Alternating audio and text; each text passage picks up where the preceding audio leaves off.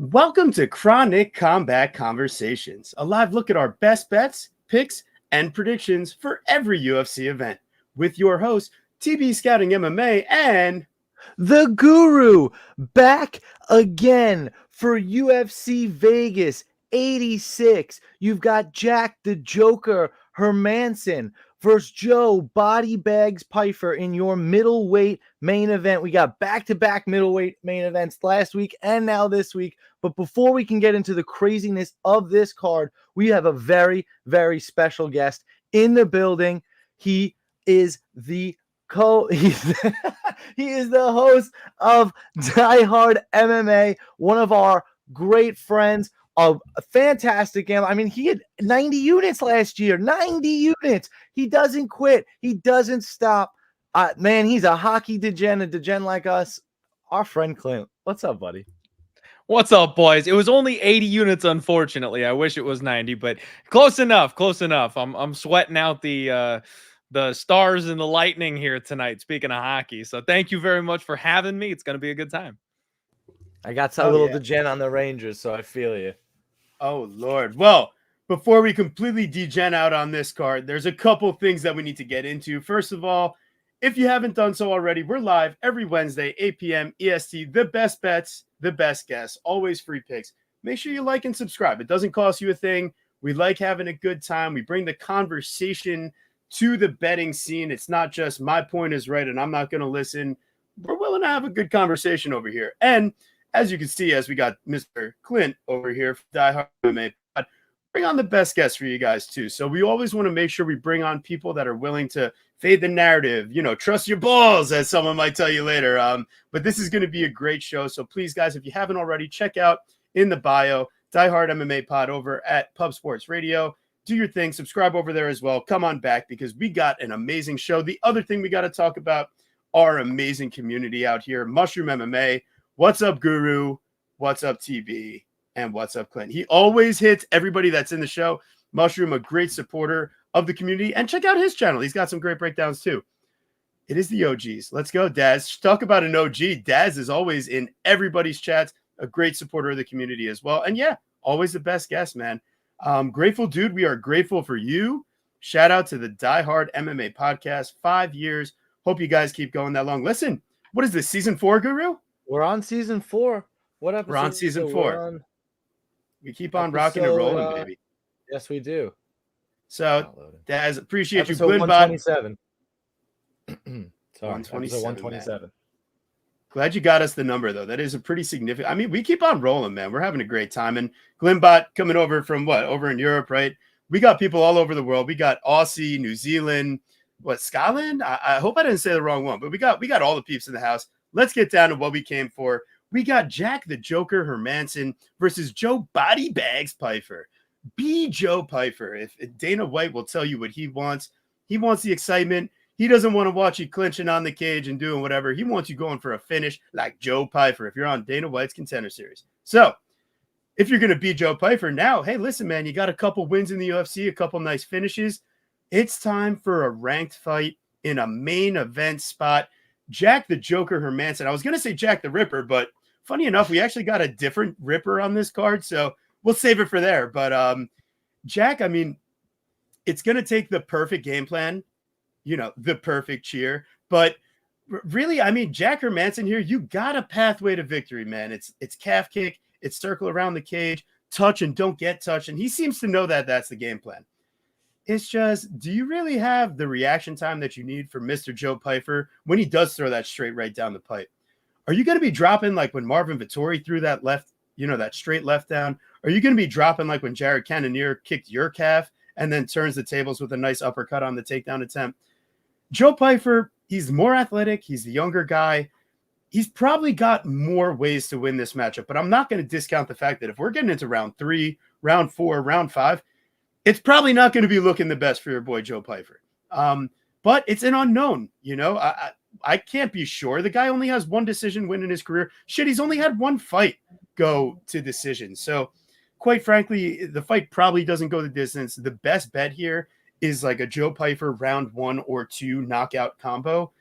I think it doesn't take long, but at the same time, man, We've seen his submission game. It's just Hermanson. I don't expect him to get submitted. I think it's the knockout this time for Pyfer, and I think it comes early. It's just I do think Jack has the path to victory. It's just plus 205. Like the line's probably accurate, if not, a little underpriced in the Pyfer department. It's just you got to survive 25 minutes of this guy trying to throw absolute death punches your direction. So good luck, Jack. I'm not picking you on this one, but I do respect what you've done in your career. What do you got here, Guru? Absolutely. A really tough fight that I've went back and forth on. I've watched Joe Pyfer live, CFFC. I met him at a CFFC event. Nice enough guy when I passed by him. Jack the Joker, man. We haven't seen him in a while. He seemed kind of in control of that Roman Dolidze fight, except when he took it to the ground where he ended up in a calf slicer and then just got pounded out, which was honestly one of the craziest finishes I've ever seen. But we haven't seen him since. He's had a couple canceled fights. No injury possibly on his behalf, withdrawing from the Brendan Allen fight. Very, very interesting. Joe Pyfer just seems to be climbing that ladder, like you said, TB. It was a co-main event last time out in the UFC Apex. Gets the UFC Apex main event here. Very, very interesting to see if he can get the finish versus Jack Hermansson. You mentioned the round 1, round 2 knockout. We have that prop available on FanDuel. You can get that at plus 220. Round 1, round 2 knockout grouping. I think similarly, like, you already said it, man. It's Joe early, and if he doesn't get it done early, those calf kicks, I don't really trust his cardio. Jack was absolutely ripping calf kicks versus Chris Curtis. And in other fights too. The Sean Strickland fight, there's just so much pace from Sean Strickland that he inevitably just can't deal with. And I'm not necessarily convinced that Joe Pyfer's, while he's got good offensive grappling, we haven't necessarily seen his defensive grappling tested very well at this stage. I know Jack Hermansson's Greco-Roman wrestling may not work the best here, but when he's tired or if he's hurt, could be interesting. But I like Joe Pyfer as well. That is where I end up. But I don't hate anybody taking a dog shot here. This is sketchy fight. What do you think, Clint? Yeah, you guys have absolutely crushed this breakdown. I mean, there's not a whole lot left to say. Joe Pyfer, I don't know about Dana White's comments that he is breaking Francis Ngannou's punching records, but if you go pound for pound and you scale those guys, like I think Joe Pyfer seems to hit pretty damn hard. So maybe he's the Ngannou of this division. Might not beat Ngannou, 1 for 1, but hits pretty damn hard. My only problem with Joe is that he's a little low volume, right? Like he does tend to pace himself. Now, I think that works well over 5 rounds. He's going to end up looking a little bit like a Dolidze, where like maybe he drops 2 rounds, but it doesn't matter because in the third, he's still fresh enough to catch you and drop you, that kind of a thing. I like Joe Pyfer. I think he's got a lot of upside. I think the UFC knows what they're doing. The chat mentioned the back injury from Jack Hermansson. I kind of think this is just young eating the old, man. That's what they do in MMA, the hurt business. They feed these old prospects, especially as they start falling apart. Yeah, my man Glenbot, there you go. As they start falling apart, they don't give them easier fights. They go, okay, like you're gonna be feeders to the next generation. Then if your back is ailing you, let's drop you down to the next contender instead of having you fight a top 5er. Sounds like a mercy, but it's actually a mercy killing. So I kind of think this is a spot that's really set up on a platter for Joe Pyfer. I don't know that Jack Hermansson is anywhere near the 100% that he'd need to be to win this fight. Yes, maybe he can just kind of skirt the outside and pick and poke and treat Joe like a giant. But I've got a feeling that Joe is not going to go away that easily. And over 5 rounds, he's bigger, he's longer. We're still in the apex in the small cage, so there's not enough space. I do think eventually Joe Pyfer finds Jack Hermansson, and I'm not sure that Jack will be able to take it once he does. Yeah, I love it, Clint. Very, very good. I think we're all basically on the same page. I did want to throw out, though, and I think this prop is priced incorrectly, at least that I have it written here. Jack Hermansson by submission plus 750. Jack Hermansson, I absolutely think he could be live for a sub. He's certainly a dangerous submission guy. And when you watch Joe Pyfer's tape, I mean, go back and watch that Javon Potty fight. I mean, he gets guillotine choked in round 2. I could absolutely see him making a mistake or Jack doing something crazy, certainly at that number.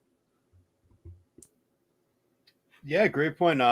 Listen, if you missed the early part of the breakdown, Dirty Reg, I said play a little round 1/2 group prop for Joe Pyfer, because if it gets to round 3, I probably don't want to be on it anymore. And I think minus 250, you're paying for the finish in that money line. I mean, we've seen Jack dropped how many times now? He's been knocked down 3 times, and he's never knocked anybody down. And the Greco-Roman takedowns, I don't think those are going to work in this spot. Like, Pyfer's a beefy dude. It's funny because actually I thought Joe Pyfer showed really low IQ going for a body lock, Greco-style trips against the Judo Thunder, Razak Hassan. So there's some questionable things. And also, you listen to his interview this week, like, do I think Joe Pyfer is the smartest guy? No. But do I think he has enough power to touch the chin of Jack and put him down? Yes, in this matchup. He's just going to be a fade coming up, not here. What is going on? Look at his face. He just looks like he was born in a cornfield. Like, respect to my man. But it's fair. Hey, listen, a little corn and milk go a long way. But what's good? Russo's and Truesdale. Want to say shout out to the Protect Your Neck podcast amigos in the chat. Like James said, Dan, Tom, appreciate you taking a little break and stepping away from the game for a little bit. So another friend of the show, hope you're doing well. And we accept any and all Protect Your Neck listeners. We have a good time over here too. So any and all. We're going to move along to the co-main event. We got 50K, Dan Egay versus Andre Touchy Fely. This is going to be a fun matchup. I think Dan Egay finally gets a guy that's not going to try to wrestle him the entire fight, because whenever that happens, I mean, we get to see the hands of Dan Egay. I mean, woo, it's a good old time. I mean, the dude is absolutely as durable as it gets. Absolutely love Dan Egay's chin and just willingness to get into a brawl and fight in the pocket, keep marching forward. Now, if you're a really technical boxer with range, Dan can have some trouble. So I'm a little hesitant on laying the money line, but I just think Egay's power is going to separate him in this spot. When Andre gets touchied on the chin, he's not feeling so good based off what I've seen recently. So, so the cringe TB moment of the breakdown, I got like Dan Egay to hurt Fely here, whether it's to the body or to the chin. Nathaniel Wood closes the distance with a nice straight right hand down the middle. Also lands a beautiful left hook at another point. I think Fely's just there to be touched. So give me Dan Egay minus 175. I'd rather take the inside the distance, I think.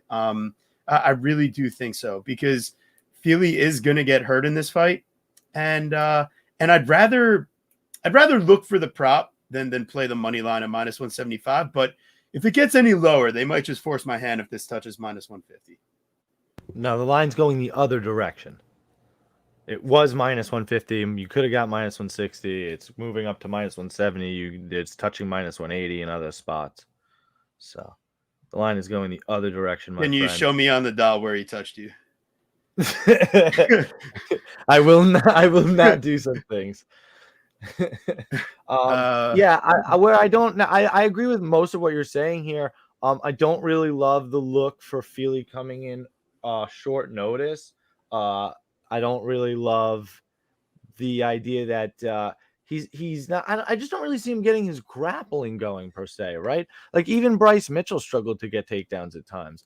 So I mean, if it just takes place on the feet, you see in the stats that Egay throws more, lands more, and gets hit less. Like that's a recipe for bad news for Andre on short notice. So I also think, to your point, TB, that the finishing upside is absolutely on Egay. And I honestly think the line's good up to minus 200. I just want the best line. I think he wins. I don't think that they're giving him enough credit, especially when he was preparing for Lerone Murphy, which is a much tougher matchup than Andre Fely. But he still soldiers on, UFC company guy, takes on Fely anyway. Honestly, another company guy. And Egay in over 1.5, Egay by decision. Honestly, fight to be split decision, right? Egay's had 2 UFC split decisions, and Fely's had 4? survive, like, sure, why not get a sprinkle there? The DraftKings is probably gonna fuck us over and give us like plus 350, but whatever. We'll why not? They give us something good. Clint, what do you think? Yeah, I like Dan Egay in this spot, and it's interesting to me because he did balloon all the way up to like minus 185 at one point, and I was kind of kicking myself. I'm like, damn man, like I decided I kind of like Egay, but then I waited too long, and I could have had him at minus 150, and I just never expected that to come back down. But there's been enough touchy-feely love in the market that this number came all the way back down to like minus 170, minus 175. So we are getting a little bit of a discount here if you like the Egay side of things.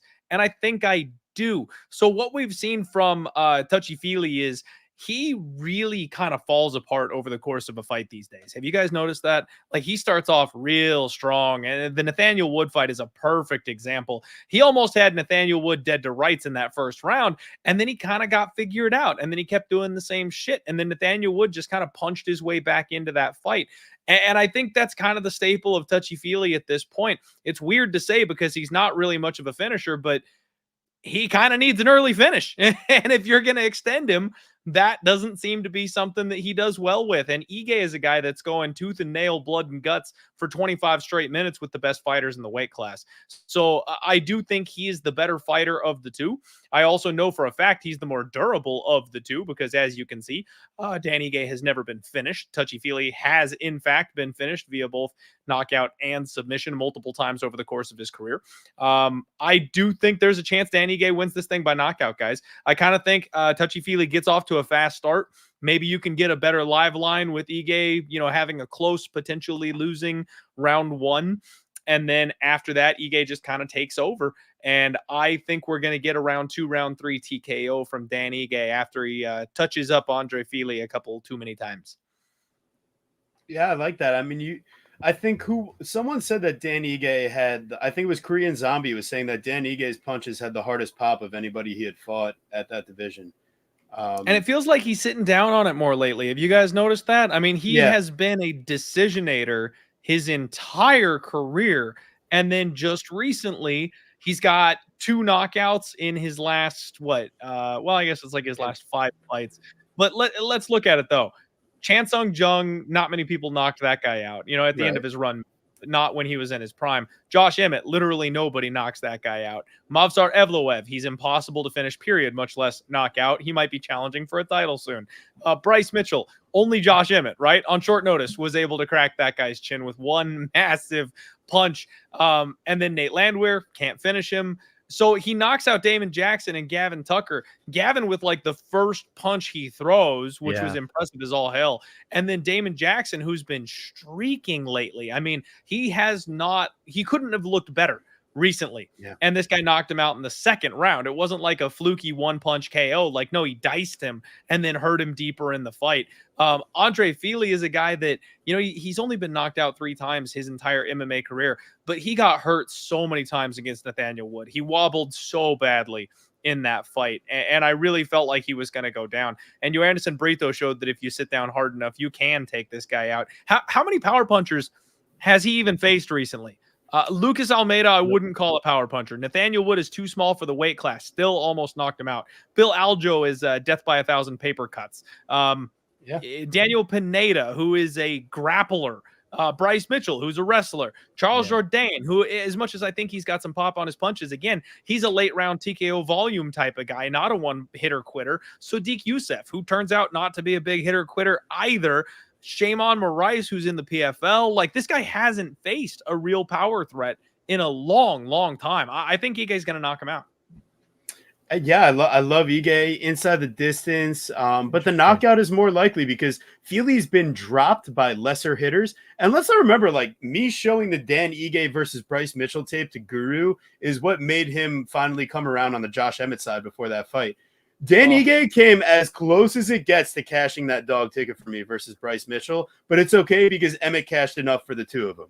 However, I wish you had called me because Emmett's always been my guy, and I buried him that week. I was like, no chance, no way. He's shot. He's done. It's over. I sold on my own boy. I felt so bad. I didn't feel good. And then he's like, Guru, you want to go check the fight one more time? Just go watch Egay stuff those takedowns. Yep. If he does that to Emmett, he's going to sleep. I'm like, Yeah. oh wow. And it was like this crystallization moment, and then it happened so quickly in the fight too. We were we didn't even celebrate the bet. I think we were just laughing so hard. Oh my god, it was hilarious. Because read bets are just like when you find that one spot and you like lose all fear and doubt that you're just like, no, I know. Like I love those. So certainly, listen, if you have access to the lines, I think this is important. And if you do like Egay by KO on DraftKings is plus 250. But you're getting plus 320 on FanDuel and plus 333 on Bet365. And I will tell you guys, I've noticed I've been watching. I've been keeping my eyes peeled on little old DraftKings over there. I think we're beating them up. I think the MMA community as a whole is kind of beating on DraftKings just a little bit because some of these numbers, when it's a more likely outcome and the MMA sphere are the ones who have identified that hole, DraftKings drops that number in a hurry. Like the rest of the books will like leave them up where they're at, but DK is like, oh shit, they like drop it quick. So if Egay is lower on DraftKings than all the other books that are out there, DraftKings is supposed to be the place where you get those stupid, crazy, high degenerate numbers. That says something to me. When the bookmakers are afraid of that number being high at DraftKings, I think that's a more likely outcome than maybe we gave it credit for originally. Kiwi Brew, shout out to you, my friend. What a guy. A chronic donator in the chat. So we really appreciate I'm celebrating that. Hold up. Hey, yo, poppy time. So really appreciate you, sir. You know, listen, we don't ask for anything, but if you guys are going to do it, we're over 500 subs now. So you have the ability. It's your personal choice. We advocate for personal choice on this show. Anyways, we also advocate for some grandma's couch cushions. So Danny Egay by knockout, I could get down with that. Would you say that we're pro-choice on the show? Yeah, exactly. I mean, what? Come on. I'm telling you, you could choose what you want to bet. You know, like take it as you will. Anyways, we got Robert Britek, the versus Ihor, the duelist Poteria. Oh man, what I posted was that watching Robert Britek's last 5 fights is more effective than taking Nugenics for low T. I swear to God, that's all you got to do. Some of that definitely rubbed off. Just a little bit, man. That Britek tape, though, damn, that goes fire. Yeah, big time steroid activity, moving up from 170 to 185. Mr. Robert, and we got Ihor moving down from 205 to 185. Something I noticed on the tape. I mean, Ihor's been slimming out and getting in better shape for every fight. Kind of knew that Bellato fight was like a do or die moment. And man, did he come out kill or be killed. And my God, he almost killed. Like another ref could have stopped that fight for Bellato. But this guy had Bellato round 2 KO with me and Guru. So we cashed out heavy. So thankful. What was it? Mark Smith? Who was judge or Jacob Montalvo, I think. That dude was betting with Chronic Combat that night. I don't know how you remember that shit. Because I watch tape. That's not, you know. No, I mean, I do too, but I don't pay attention to who the ref is. Yeah, but it's hilarious as fuck. You're like, why is this guy not stopping the fight? Like, he's Kumate. It's a shout out to Protect Your Neck. You get in there and you're literally fighting to the death if it's Jacob Montalvo. You got to show him nothing. And here's the thing. Like, I think everyone kind of hates Ihor for being cringe, but like, the dude's actually got some talent. The in and out footwork, the athleticism, he's got a nice 1-2. He throws some calf kicks. The problem is if like you start putting it on him, yeah, the dude is gonna give in, but like he's also gonna like get into a war. He's not just gonna turn over because you didn't do something to him. So I think him and Britek throw down and like, man, I'm kind of like if the duelist comes in, makes weight, looks solid, I'm pulling the trigger, baby. I'm gonna wait though. I gotta make sure. What do you got, Guru? I think I already got down on Ihor. Yeah, I'm down on Ihor right now at plus 170 on 365, who gives us pretty soft cash out options. So I'm going to be able to reverse that if I don't like it. But I think the line's maybe getting a little closer. And it's kind of just to your point. I think Ihor's been to the show. To come in at a lower weight class, you know what I mean, 15 pounds on short notice, I think he was ready for this opportunity.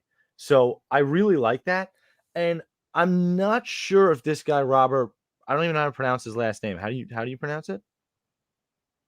Britek?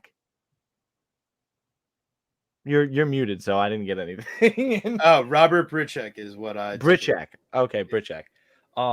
I just think Britek is fairly fraudulent. Like, I mean, I watched him Britek? Britek. Are you checking his little brick out? I don't know, man. Britek? But you probably Pro choice. are. He can choose to do that. Exactly. Listen, we don't. Thank you, discriminate Clint. around here. This is what we advocate for. We do not discriminate around here, but I will say I watched a lot of tape on this guy, especially because it was easy, right? YouTube has all of the octagon stuff there, and his fights lasted no time at all. Daz, you're the man. We have a New Zealand face-off. It's Kiwi versus Daz for who can get the most chronic combat. We appreciate you guys so much. We love it. Yeah, like you said, he's got 5 round 1 knockouts in a row. But I watched that decision loss versus Polikova at Polivaka, whatever. He kicks the shit out of his leg. His whole quad is completely red. He has him walking backwards. When Rob's moving backwards, he absolutely cannot fight. He's useless. He doesn't work. Same thing, honestly, with Pyfer. Pyfer is not effective when moving backwards, and neither is Britek. So if Ihor actually earns his respect while being 3 inches taller, and I don't know what the reach is, but I'm hoping longer, I'm thinking he's going to earn his respect. So if Rob's moving backwards, that's not going to go well. And if Ihor maybe did some tape, I'd love to game plan for him. Maybe I'll send him a DM and say, hey, throw some leg kicks, see what happens. But there's no way to know. And that's why it's like a low volume dog shot. But you can't make me play chalk on this freaking guy. There's no way he's coming in ripped like that picture. So I can't wait to see what this guy shows up looking like. Russ is out here spitting hot fire. And I'll tell you one more thing, and this is it. One more thing. If you're taking Rob Britek, you're taking him round 1 knockout. Why would you play his money line? You just leave it alone. Because if it gets into round 2, how could you really feel good about it? That's fair. Obviously, Guru's not paying attention here. He's being called, you're the Russ lookalike. He's calling you Russ. So you obviously didn't see that. I love that. Yeah, Russ is the man. Yeah, exactly. And then I'm Julian Marquez's long-lost brother, Juan. And then Clint. Appreciate you, Justin. Okay. All right, Clint, what do you got here?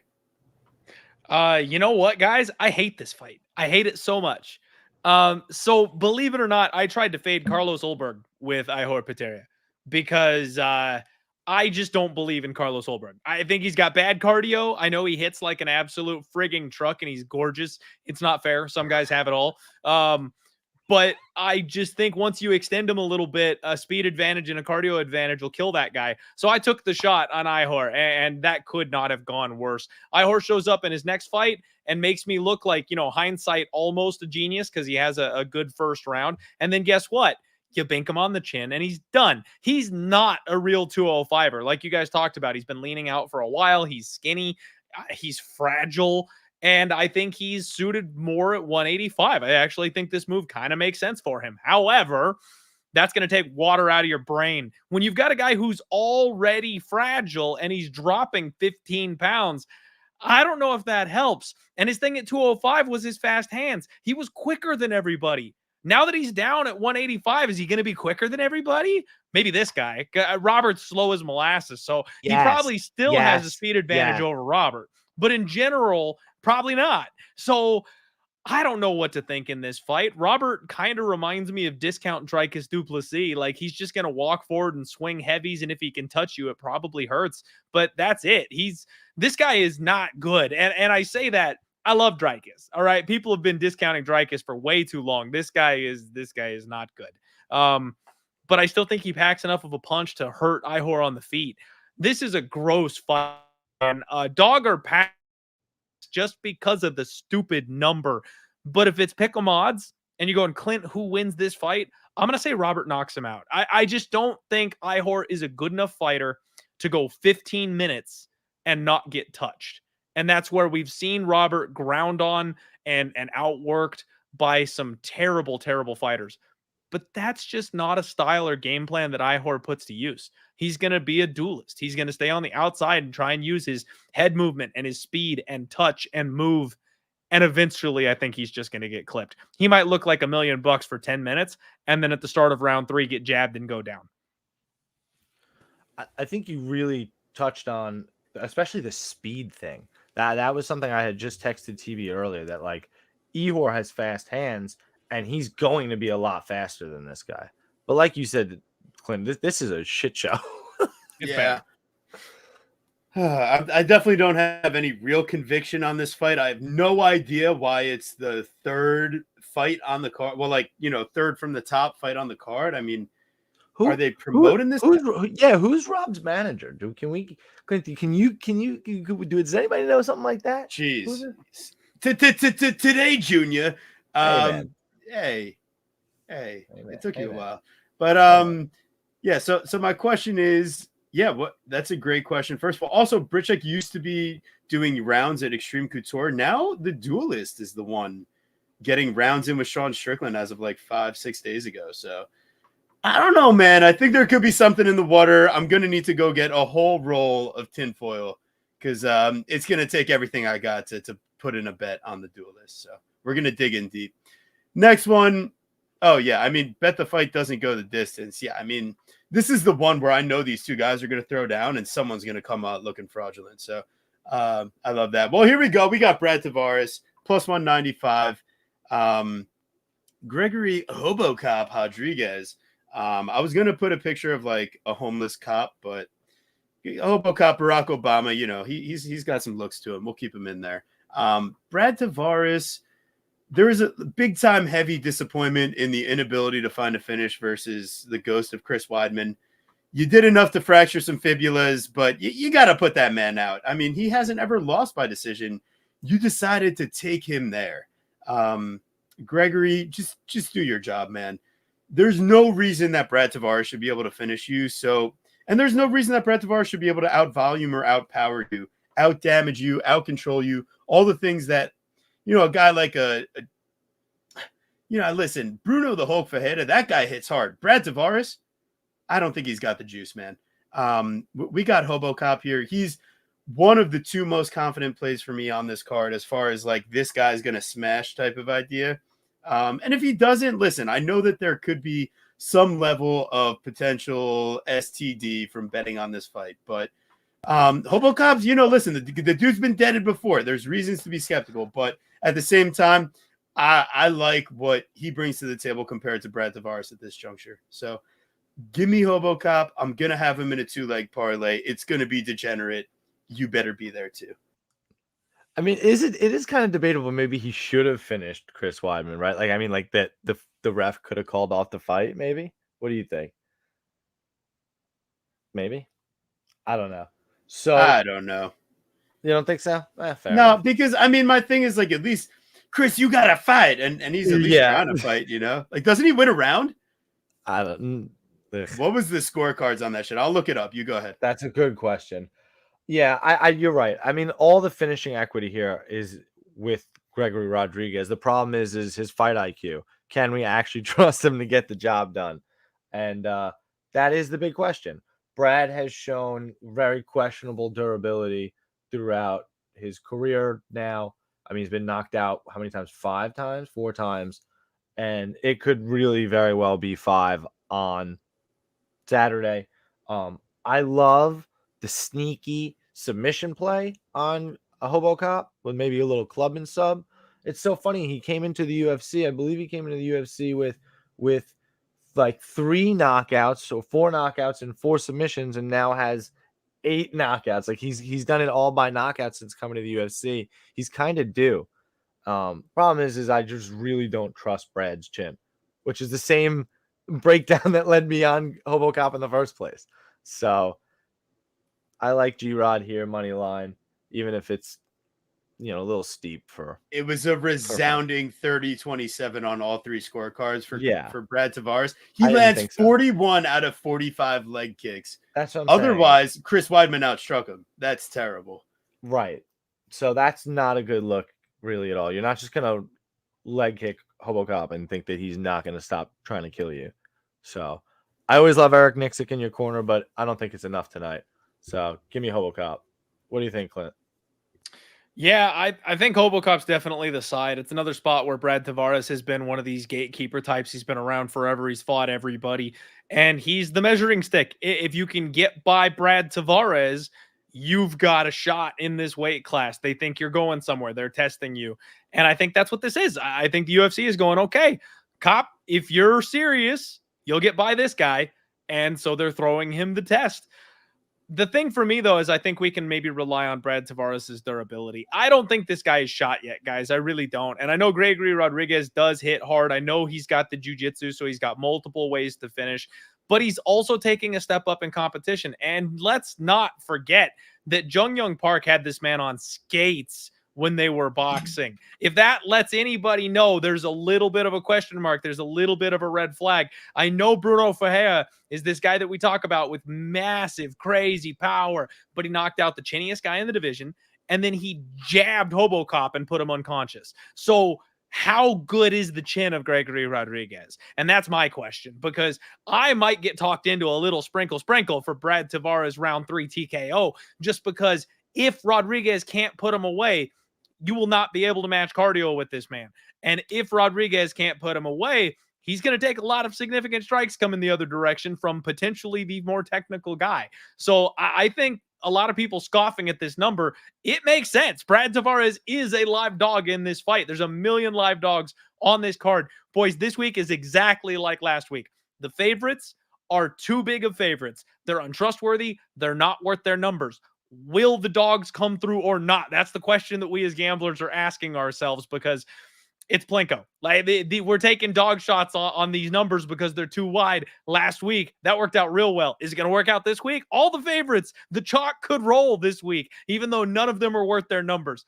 I'm worried about Gregory Rodriguez. I have to pick him. If it was a minus 110, Gregory Rodriguez is the side that I am taking. But I kind of think it's by decision. I kind of think he has to survive Brad Tavares. I don't know that he can put himself in that kind of danger. And then we've seen what happens when fighters go for the kill on durable beings, and then it just doesn't end well.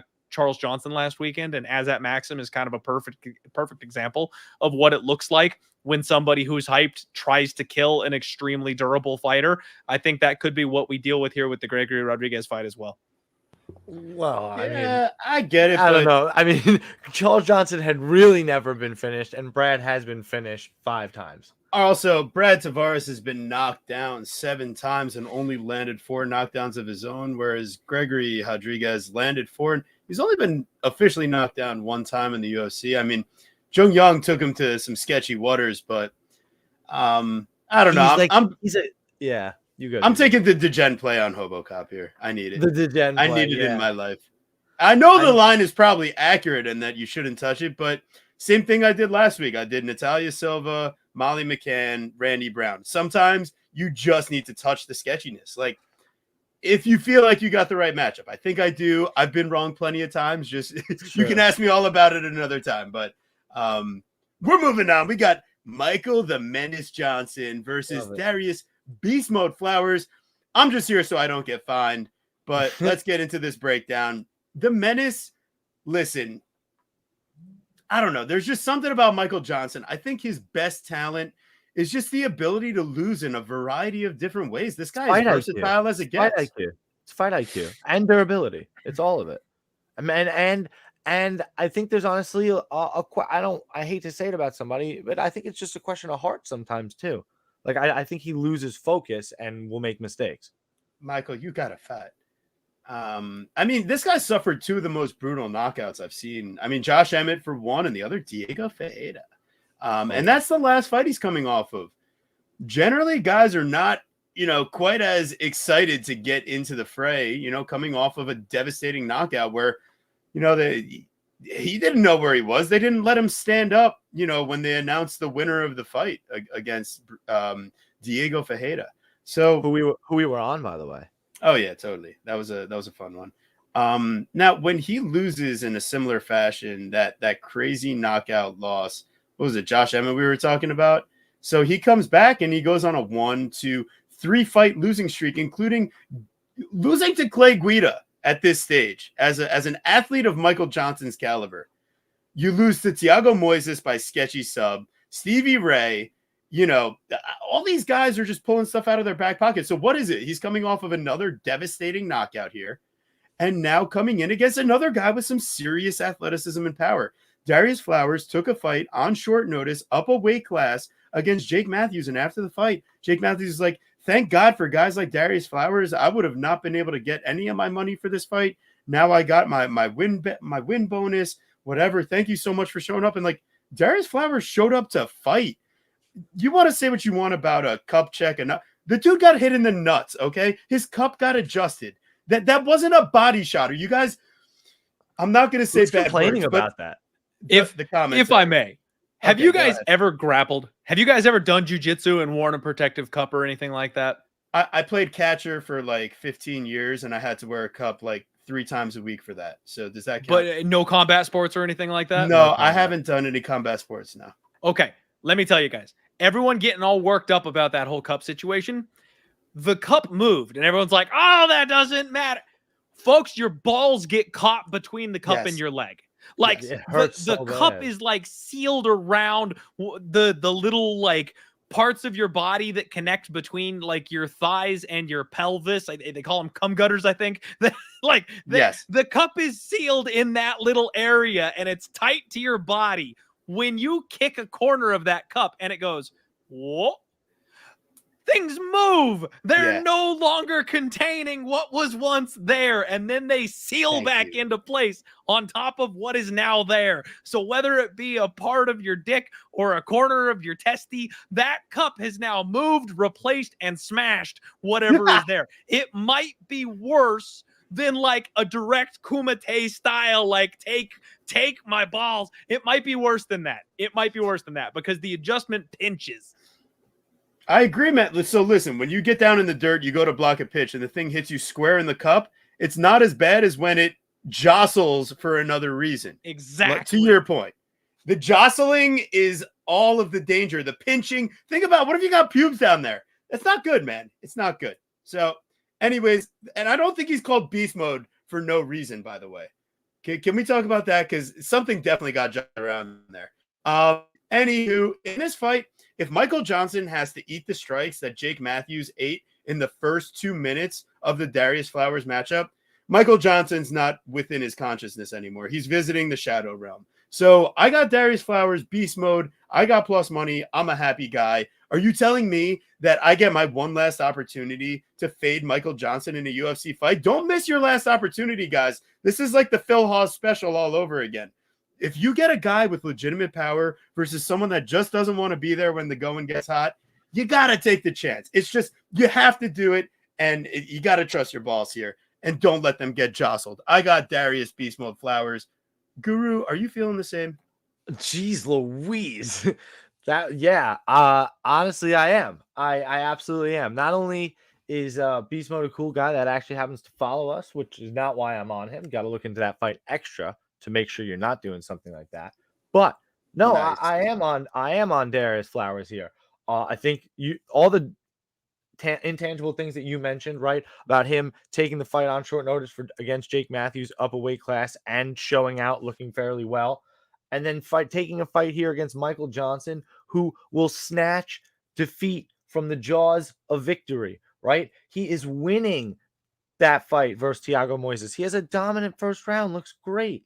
Starts off round 2, gets ankle locked in 25 seconds. He is winning versus Diego Ferreira in his last fight. Looks fine. Out of nowhere, bam! KO the year contender.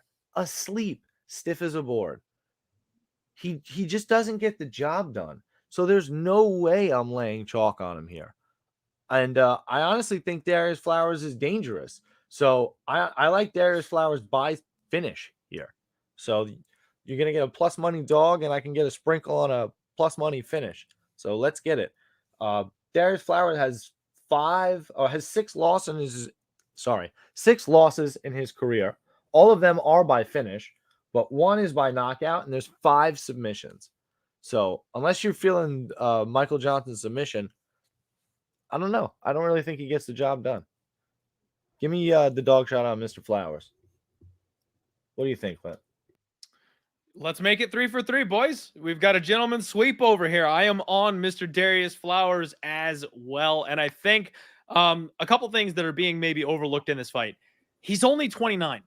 This is not some aged, withered bro that finally made it to the UFC. He's 29. He's coming into his physical prime right now.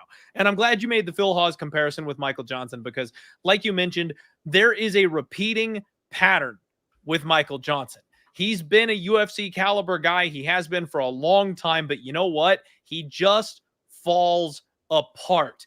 And it's been a long time since he beat anybody that we really care about at this point. You know, Alan Patrick, later on in the fight, as he starts the cardio dump, I'm not shocked by that. Mark Diakaze, a guy who's got serious, like, mental hurdle type of issues and is welcoming UFC fighters and going to split decision with them, he's falling apart. He's completely falling apart. That win doesn't do a whole lot for me these days either.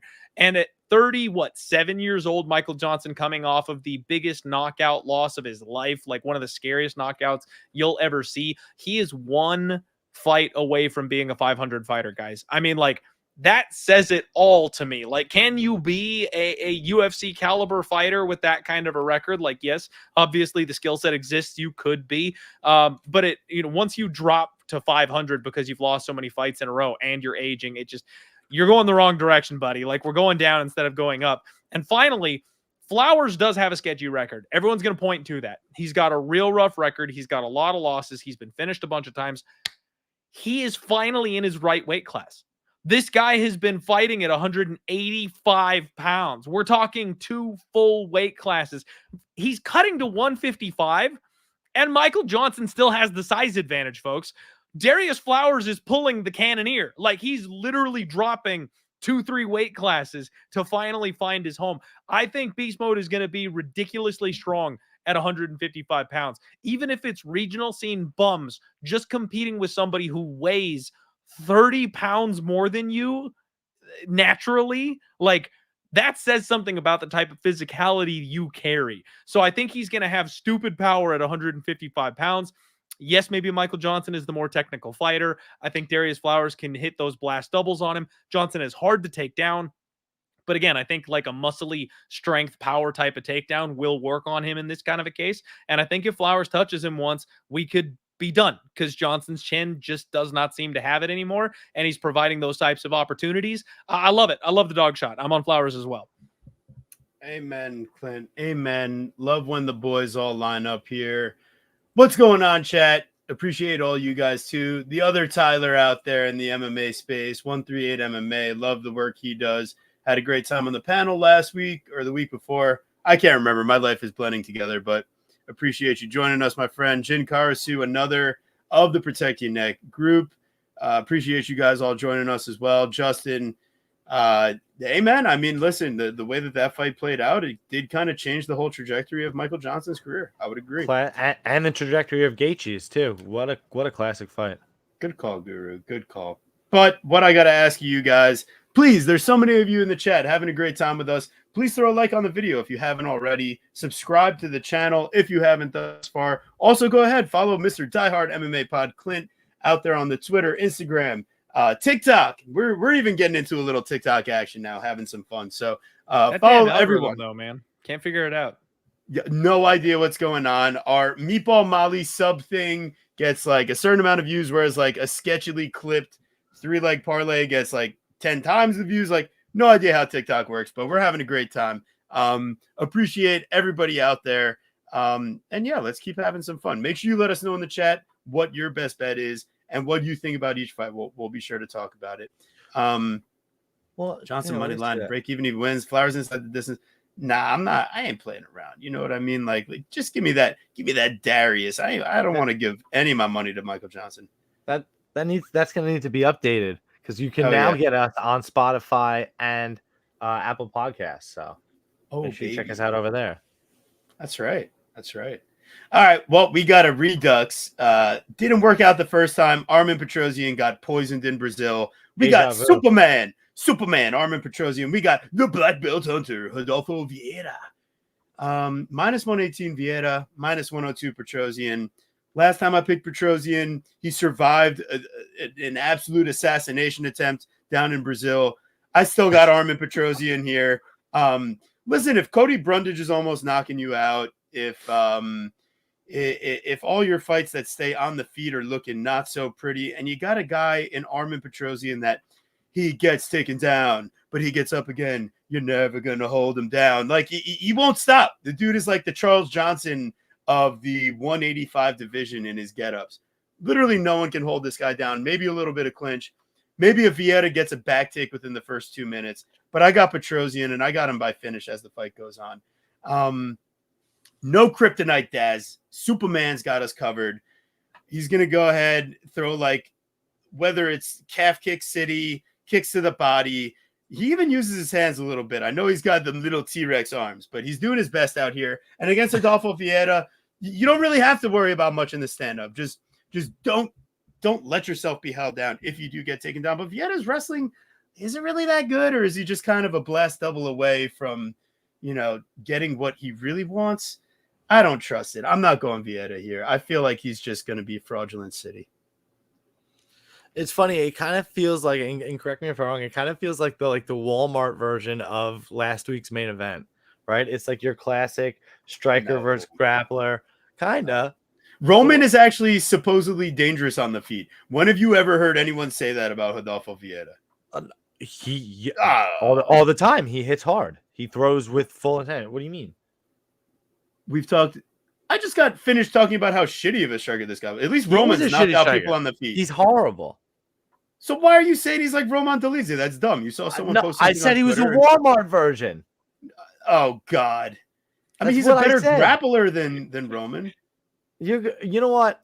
I'll catch you outside about this. How about you just break down the fight in your own style, my friend? I am. You're busy. Whatever. Anyway, the fact that it's pick'em. We were on Armin Petrosian the last time around, but with the line getting even closer and him being pulled off the fight for his reason, not Rodolfo's reason, I don't like this matchup, and I don't really want to bet it very much. I guess I kind of lean towards the over because I lean towards the Petrosian side. I think, like TB said, if Rodolfo's getting a sub, he's probably getting it early with a backpack and climbing his back to getting a choke. You've seen decent submission defense out of Petrosian, but I don't know that it's actually really any good if he faces anything, fast or vicious or unorthodox. So nothing you can really trust. But if Armin can continue to work back to the feet, Rodolfo will get tired, and he should outpoint him to a decision. It was funny. Last time I think I got Armin decision at like plus 800 or something, and it was like a line glitch on Bet365, and then obviously the fight got canceled, so it didn't matter. So hopefully we get Petrosian this time, but I don't know. I would not be surprised by Rodolfo Vieira. That's all. But I'm going with Petrosian. Mr. Clint, what do you think, my friend? Yeah, you guys, I like Armin Petrosian as well. This seems to be kind of grounds for the civil war this week on Twitter, right? Like everyone's picking a side and grabbing their pitchforks on this one. I had Petrosian the first time the fight was booked. I've got Petrosian again now. Have not bet it. I wish I had thrown the little plus money in there when he was at that point. He's minus 102 now pretty much everywhere. So I'm kind of praying it goes back and I can get my Eden money at some point, but we'll see what happens. I like Armin Petrosian. I do think that he can follow the Chris Curtis type of game plan where you just keep this man away from you. He's bigger than Chris Curtis. He's got a bigger frame than Chris Curtis. Does he hit as hard as my guy Action Man? That I'm not quite so sure of, but what I can tell you is he's got more volume and he will press the action more than Chris Curtis does. So because of that, if Adolfo does miss out on a couple takedowns, or hell, even if he gets them and doesn't get that finish early, I think Armin will press more than Curtis did later in the fight. And Vieira, if you guys missed the conversation, he was telling Chris Curtis that it took everything he had not to go down from those body shots. Like, he said everything in him wanted to fold over, and it just was like sheer will that kept him standing in that fight. Well, now imagine if he was slinging more punches. at a certain point, your mind can only do so much. Like if your body is ready to collapse on itself, you're going to go down eventually. I think the volume of Armen Petrosian, we could get like the referee saving Rodolfo a standing TKO style because he just can't answer back from the strikes. I think we're going to get another late round stoppage here. Petrosian does have sketchy takedown defense. However, it's something that he's working on. His get-up game is strong. So unless he gets backpacked for 15 minutes, or again, very first takedown gets tapped out, he's going to be winning the minutes on the feet in this fight. The deeper this fight goes, the more difficult it's going to get for Vieira to get those takedowns. So yes, Vieira early, Petrosian late, unless we get backpack, Aljamain Sterling Vieira on Saturday. I do think we're going to get a finish, and I think Petrosian probably gets him in the third round. And we still can get plus money at Bet365, plus 100 on Petrosian. So sign up for Bet365. I don't have an account there yet. I'm not sure if you do you have that in Arizona? They just launched in Arizona this week. That's awesome. Yeah. So new options. Gotta love it. I'm enjoying them. So let me tell you something. This is informative for the fans, informative for Clint as a new potential user of Bet365. They're the slowest to respond to any line movement. So you can kind of use DraftKings, use Bet Online as like your marker of where it's going to go.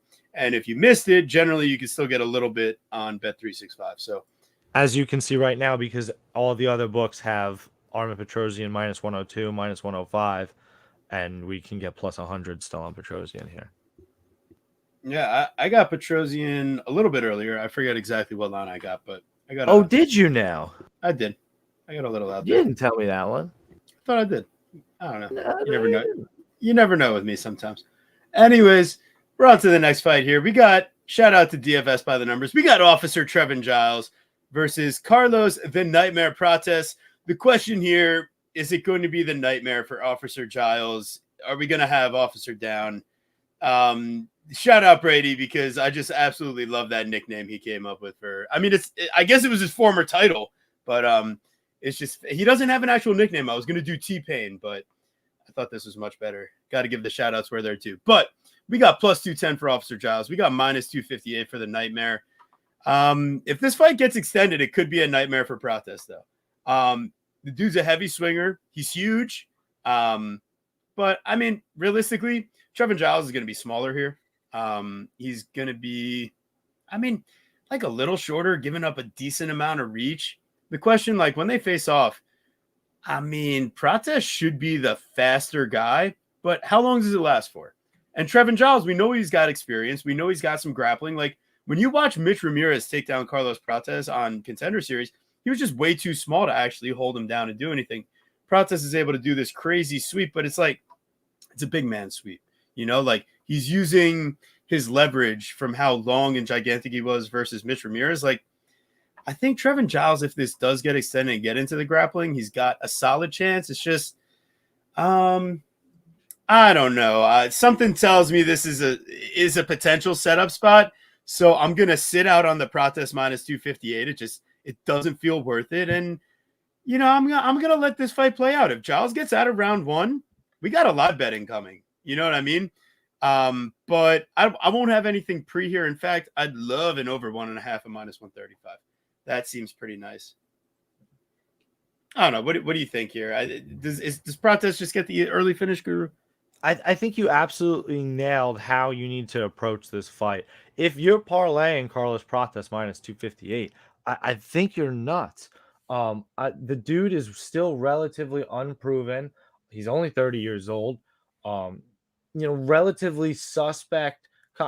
It's just questionable competition. But when you actually look at his last fight before the Dana White Contender Series fight against Eduardo Ramon, the dude is actually seemingly a decent prospect in terms of, his losses were to he had 2 losses to one to Zaleski dos Santos, and he had one to Paulo Costa, which was really interesting. So dude's 21-70, and he was big, and dude just got head kicked to oblivion by Protes. But the thing with Giles is he is athletic, and there is the world in which, like TB said, that he survives the first, let's say, 7 minutes, and hey, maybe tires this guy out and finishes him. But let's just be honest about who Protes actually is. Protes is a guy with 8 round 1 finishes of his own and 5 in round 2. And of his 7 losses, of his 7 losses, he has 5 round 1 finish losses. So this guy gets finished quickly. Like he'll duck out of there. I just don't necessarily see that level of explosivity from Giles unless it's just a clear mismatch on the feet from the get-go, which I don't necessarily see. And I just don't really trust Giles' durability at this point. And when you look at who he lost to, like a lot of them are actually understandable. I just, again, like, do I trust it? You know, Gabriel Bonfim, say what you want about the Bonfim brothers. They are good grapplers. So submitting him there is fair. Getting knocked out by Spider-Man Morales is understandable. And the champ trick is Duplessis, certainly understandable. Getting choked out in round 3 by Gerald Mearshart and Zach Cummings. Zach Cummings with underrated grappling in round 3. Yeah, I mean, I get it. But it shows that he never really rises above the adversity he does. Like, you know what I mean? He just kind of stays at a certain level. And I think that Protes, is certainly with his athleticism, is at a higher level. So I like Protes here, but yeah, no money line. I think you're taking Protes round 1, or like TB said, I think you're looking to play Giles live. Clint, what do you think? Man, you guys are talking about trusting Trevin freaking Giles of all people, and I got to tell you guys, I just don't have to stretch that hard to trust somebody when I'm getting plus 210. I think this line is incredibly wide. This is the Dana White's Contender Series fade spot of the week for me. I am absolutely sick to my stomach. I bet Trevin Giles this week. I've got 1 unit on him at plus 210. It's not a big bet. It's not a confident bet. And guys, what I always say is that sometimes the very best bets that you'll ever make are the ones that hurt. They're the ones that make you sick to your stomach. But the fact is, you have to bet them. Those end up being the best bets because you're seeing all the things that lead you to that outcome, and that makes you place the bet. And yeah, the fighter is someone that you try to fade, or the situation is one that is really bad. But at the end of the day, my hands are tied. Like, it's a bet that I have to make. You're betting it for the right reasons in that circumstance. There is no heart involved. It's all brain. It's all head. It's all signs. Carlos Britek hasn't fought anybody. This guy has a terrible record, 17-6. Yes, he's 30 years old, so he's coming into his prime, but he's been knocked out twice. He's been submitted 3 times. And you look at the guys that he's beating now. Okay, Rich Ramirez, great. He was 7-0, fine. But 21-7, 12-6, 8-3. Like, these are not right home to your mom type of records. And it gets even worse because if you go back and you look at the current records of the guys that beat him, not a lot of them age very well. That last guy that beat him, the Gadzarad Alabdukev, whatever his name is, that guy is undefeated 8-0, so that one still looks okay. But the rest of them, they never got any better. The rest of them, it never went up from there. Like, they are still terrible fighters, and this guy lost to them. Trevin Giles has so much more high-level experience than this guy, it's not even funny. Now, is he losing to those high-level experienced fighters? Yeah, he is. But he's only 31. This is a guy who's not, as long as he's not completely shot, he's also in his prime. So this is also a guy that I think has still a little bit of upside about him. Getting knocked out by Dreykus, no shame. Getting knocked out by Michael Morales, a guy who's U+. I mean, he's taller, he's longer, he's faster, and he does everything Trevin Giles does. Yeah, you're going to lose that fight. That guy's literally you, just a little bit better. So tough look getting, club and subbed by Gabriel Bonfim, but that's how that guy beats people. There was a time when Trevin Giles went to his wrestling and he somehow has a decision win over Roman freaking Dolidze of all people. Why can't he do that to Protes? You mentioned the gorgeous butterfly sweep. Yeah, he can do that. However, Giles is not that bad of a grappler from top position. He's not just going to get blowed over by one sweep. I think it's going to take more trouble than that to get Trevin Giles off you from top position. Yeah, I worry a little bit about the cardio. Yeah, I worry a little bit about the fight IQ. I worry a lot about the fight IQ. Let me tell you guys, I'm not trying to frame this like this is some smash spot on Trevin Giles. I just think this number is insane. And on top of that, it's the Dana White's Contender Series fade, where a guy is coming in, making his UFC debut after having proven not much of anything against a nobody on the Contender Series. They come in overhyped and they lose to a vet. It happens all the time. Plus 210 is a bet that I've got to make. To your point, who was it? It was Thomas Nolan earlier this year, and who was the other one? There was another one as well. Thomas Jefferson. I mean, Thomas Peterson. Too. And then there was another one too. Zachary Reese. Zachary Reese. Yeah. So there's been a bunch of them. So you're right. If you've got a system, it's a system play. And to what you just said, you hate it, but the system tells you have to do it. And there was a lot of things on the tape, and that you're right. I got to maybe go with my balls here. I'm gonna meditate on it, maybe do some more tape, and then I got to trust my balls. Another thing I don't like is how Carlos Protes keeps his hands down. Now I know that's his whole style, right? But like, it's so bad. He's exceptionally lanky. He's another one of these guys that he can't really get his guard back as quickly as he would like to because his arms are so damn long. So he keeps them here. So, like, he'll kick at you, and his kicking game is gorgeous, by the way. And then his defense, when you get close, is these little hooks like this. Almost reminds me of Sean Woodson for a little bit. And I know Woodson's been on a good run, but I don't like his style either. It reminds me a lot of Protes, the way he changes ranges like that. And I think Trevin Giles is going to have a decent little speed advantage. So if he can get inside, I think the boxing will work, and I think the takedowns are there. And that's enough of a path to victory for me at this number. Like I said, 1 unit bet. It's not a confident read at all. I've bet on Trevin Giles, I think, one time in the last 2 years besides this, and it went down in flames. So, like, I don't like this, but I learned my lesson. It's not a multiple unit bet, at least. That's smart. I like that. Fair enough. I appreciate that. I feel like I might have to do a little something about it, too, just a little something. We got the Zulu Warrior, Balaji Oki. His opponent hit him with the okie dokie. They had to swap out the Bosnian bomber for Timmy Kwamba. Timmy. Twilight coming in Timmy. Here. Why'd you write Timmy? His name's Timmy. Twilight. Nickname's Twilight. Yeah, nah, I like Timmy. No, but it's his official one. I know it's on there next to the Zulu Warrior on the amazing stats display that we get from Nate Latshaw. But sometimes TV's got to throw in his own fun nicknames. You know what I mean? Timmy. You should wrote Liberal Timmy. Someone's got to try that on Buffer. Like have him get the Libala out there and see how he pulls that off. Oh, that would make my day. I would. Timothy, live along.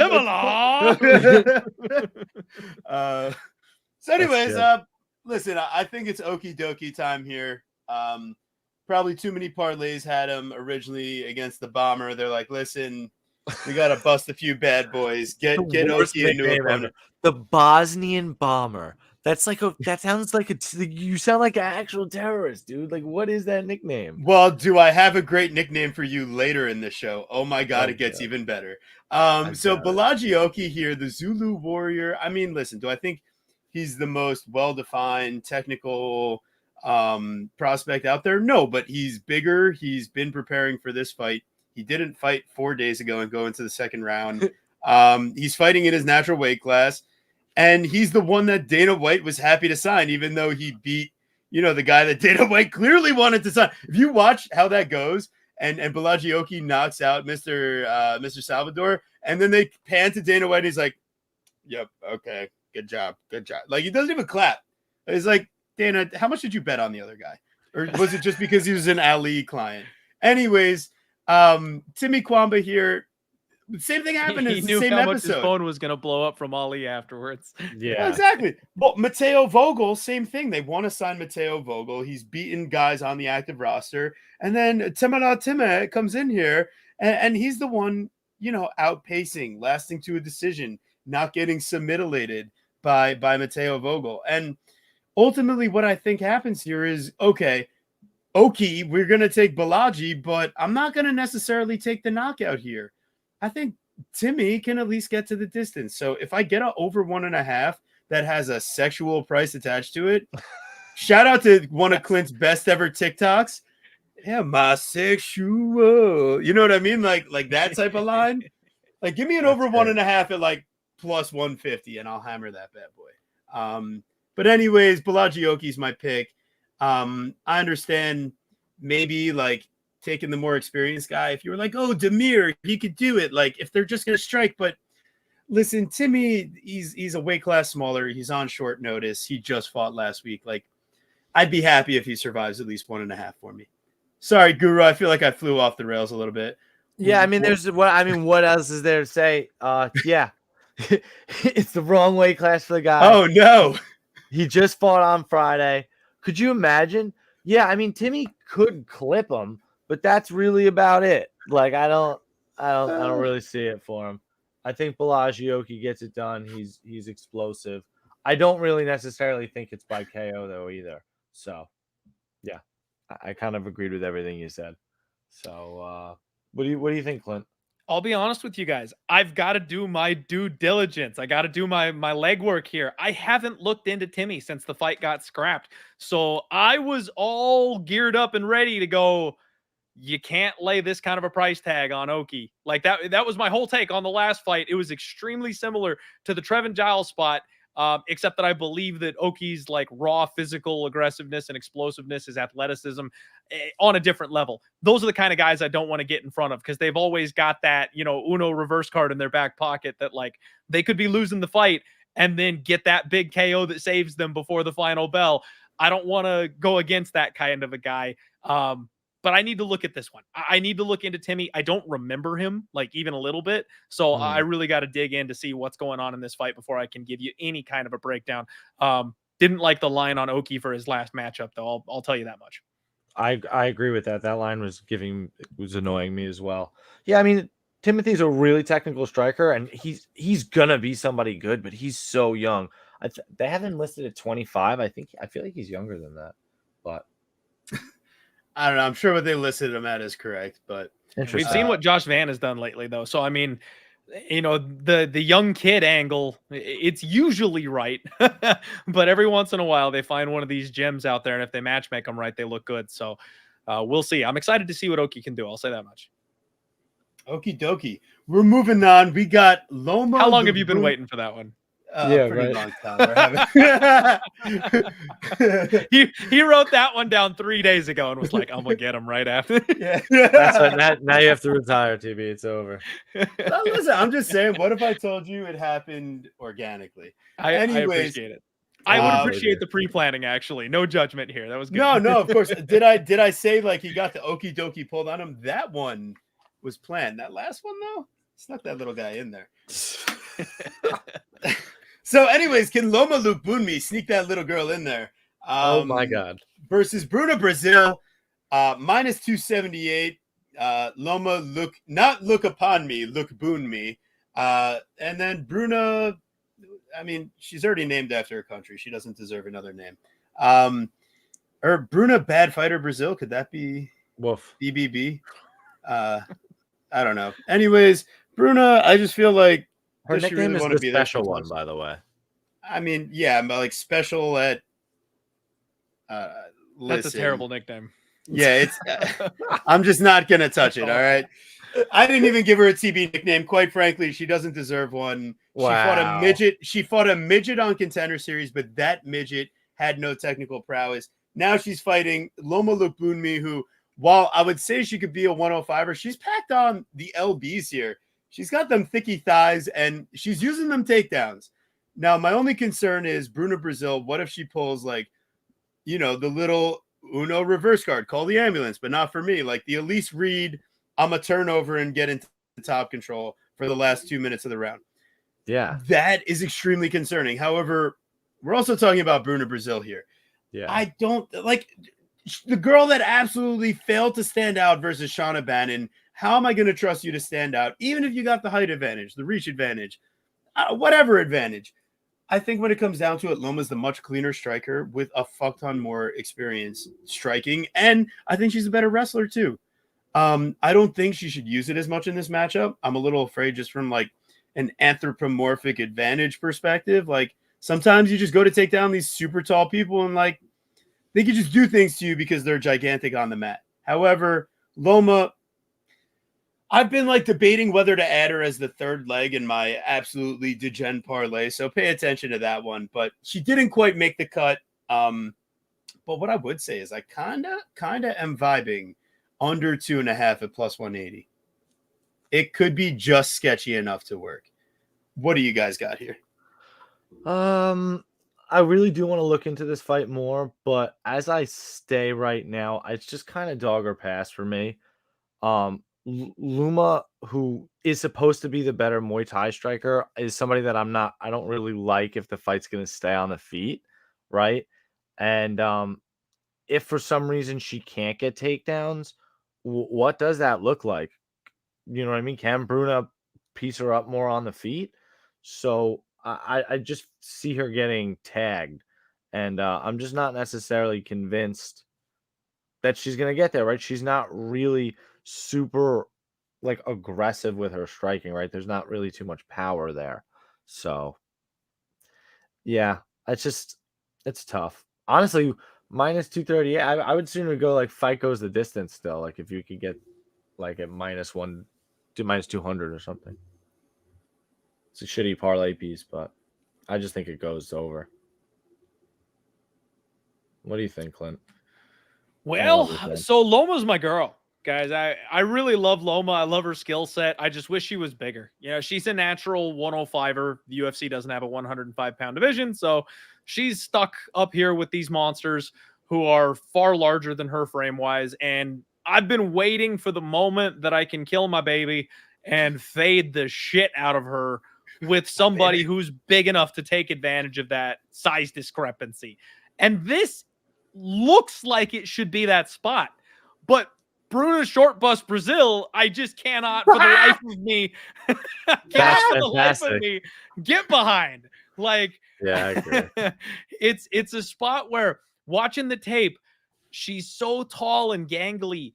She trips over her own feet at times. She stumbles after throwing a kick. Like she'll knock herself off balance. And even though Loma is now training in Canada, I'm not sure if that's a good or bad thing, by the way. I loved her over at Bangtao Muay Thai. I think that's where she belongs. That's where she was home.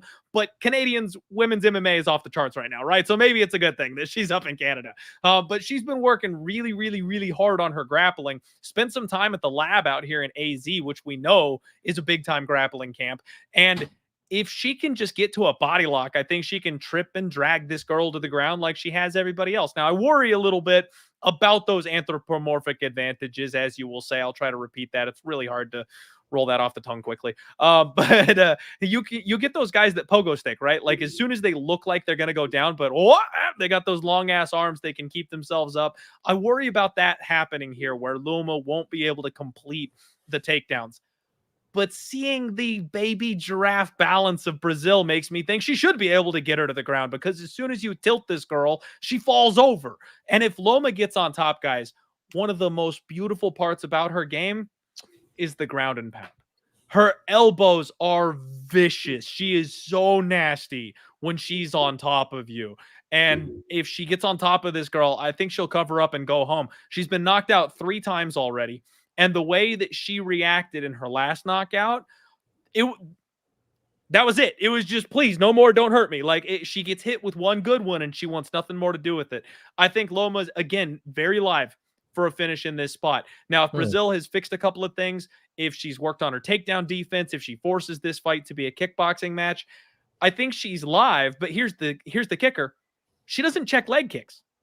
She can't, for the life of her, check a leg kick, at least based on her last couple of fights. If Loma just beats the shit out of her lead leg, this girl's going to be hobbling around within 7 minutes. So I think there's a lot of ways that Loma is rightfully minus 275 here and might even cover this damn number.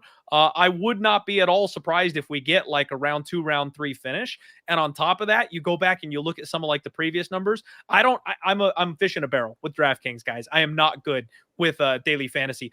But of course, I'm donating this week, as always. I was making a lineup and looking at Loma's scores, and I'm like, man, I don't think a lot of people are going to really look at Loma. She lands like 2 or 3 takedowns every single fight. She had a 15-minute decision victory where she scored like 97 points or something like that, that I'm like, holy shit, like she might be a sneaky optimal play where people don't want to lay the big wood for someone like Loma, who's undersized and not a finisher. She's getting more dangerous. She hits takedowns. She'll rack up those numbers, and she has quick output when she gets on top to score.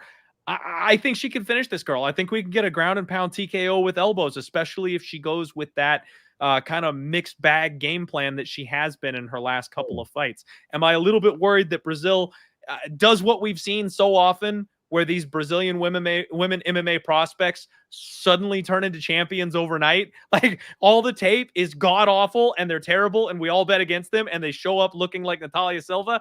Yes, I'm worried about that happening with Bruna Brazil, because it absolutely just could be her time. But I got to pick Loma. I'm a little scared to parlay like this line. I don't like the number last week. I made a couple chalky parlays that I felt like were just too easy. And guess what? Too easy means bad. I got one leg wrong on each parlay, so they both went down in flames. Oh. I'm nervous about doing that again this week.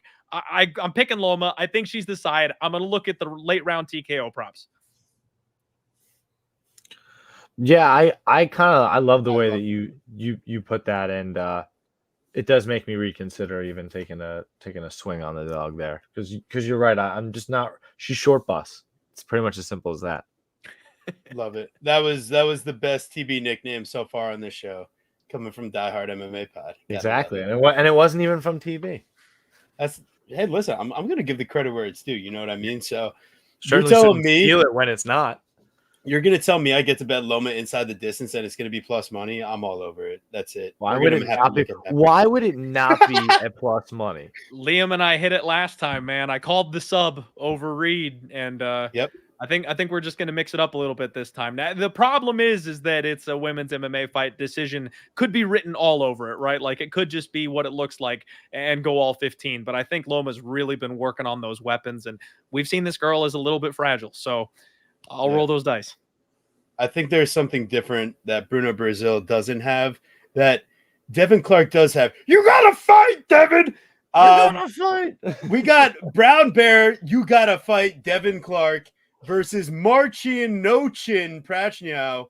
I'm all over Devin Clark in this spot. Minus 230. You can give me minus 1,000 on Devin Clark off a loss versus like one of the worst fighters in the division, with some of the worst takedown defense, with some of the worst volume. I mean, Marcin Prachnio, the only time that he's actually won fights in the UFC, there was something like severely wrong with the mental of his opponent. Khalil Roundtree back in 2021. I mean, like, I don't know what was going on in that man's head. All you need to do is land one good strike on Nochin, and you had it in the bag. Khalil just mentally shut off for that fight. Ike, the spike Villanueva? Are we serious? Guru, don't even say a word about it. Don't you talk about my son like that. I don't know why I like him. I never liked just like him. And then William Knight. That was the day that William Knight showed up for work. Guru put his best tweet out ever. Yes. Like me when I'm about to show up for work knowing I'm not going to do anything at all that day. That was William Knight that night. You literally have to be suffering from short bus syndrome to lose to Marcin Prachnio.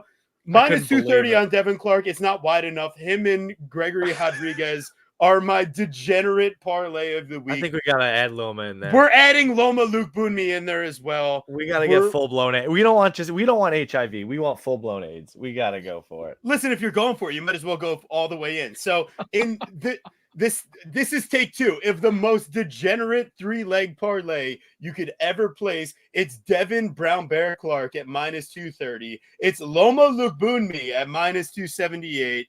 And then you go ahead and you top off the platter with Gregory Hobo Cop Rodriguez at minus 230. That gives you just enough to have a good time. And make sure you have safe sex. Use condoms if you need to. Jesus Christ. We're pro-choice. We're pro-choice, exactly. Well said. Bring it back around. I love it. No, TB, I'm not sure how many fights we're going to have different this week. I like Devin Clark here. Wow, you really did write no chin in there. You're fucking crazy. Yeah, I don't really trust Marcin Prachnio's kicks to maintain range here, right? Devin Clark is going to crash forward. And what is Prachnio going to do about it?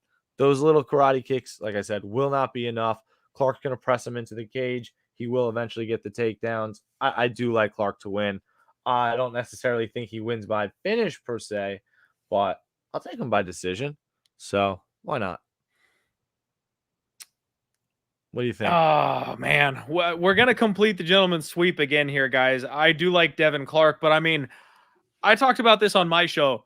They are stacking every single fighter on the roster that I try to fade on this card. Like, these two guys are both my bottom tier fade circles. Like, I bet against both of them at every opportunity. I can't believe they're going to try to make me put money on one of them. How do you not take Devin Clark here? And Marcin Prachnio is older. He looked like a shell of himself in his last fight, a shell of what was already a shell in his last fight. And on top of that, he got absolutely toyed with. Do you guys remember that? Freaking Petrino, that man looked at Prachnio and said, you know what? I'm getting my sub tonight. Like he's never had a submission victory ever in his professional MMA career and was in such little danger against this man that he goofed off until he got too tired to defend himself and then tapped him out in the third round. As a guy with a KO ticket in my pocket, one of the most infuriating nights of my life. However, I think that just shows you kind of what this guy is against an upper echelon fighter. Now, Devin Clark is nowhere near that. Let's be clear.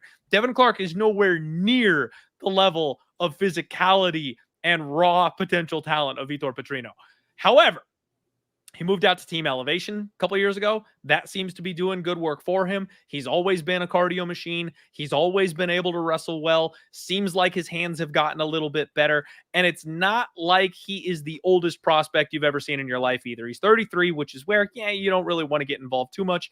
But it's still not to the point where you got to worry about him being over the edge or anything like that yet either. So I think Devin Clark being the younger guy, having a little bit more upside, obviously being the more durable of the two, and the way we just saw Marcin handled like a baby on the ground, I think the takedowns are going to be there. And it's not often that I look at Devin Clark and go, you know what? I'll bet that guy could out wrestle Buddy. I never think that. I always think he's too small. He's not going to be strong enough. But this guy, he can out wrestle this guy. You know what I mean? So I think there's a lot of ways Devin Clark can win if he sits on his punches the way he has in his.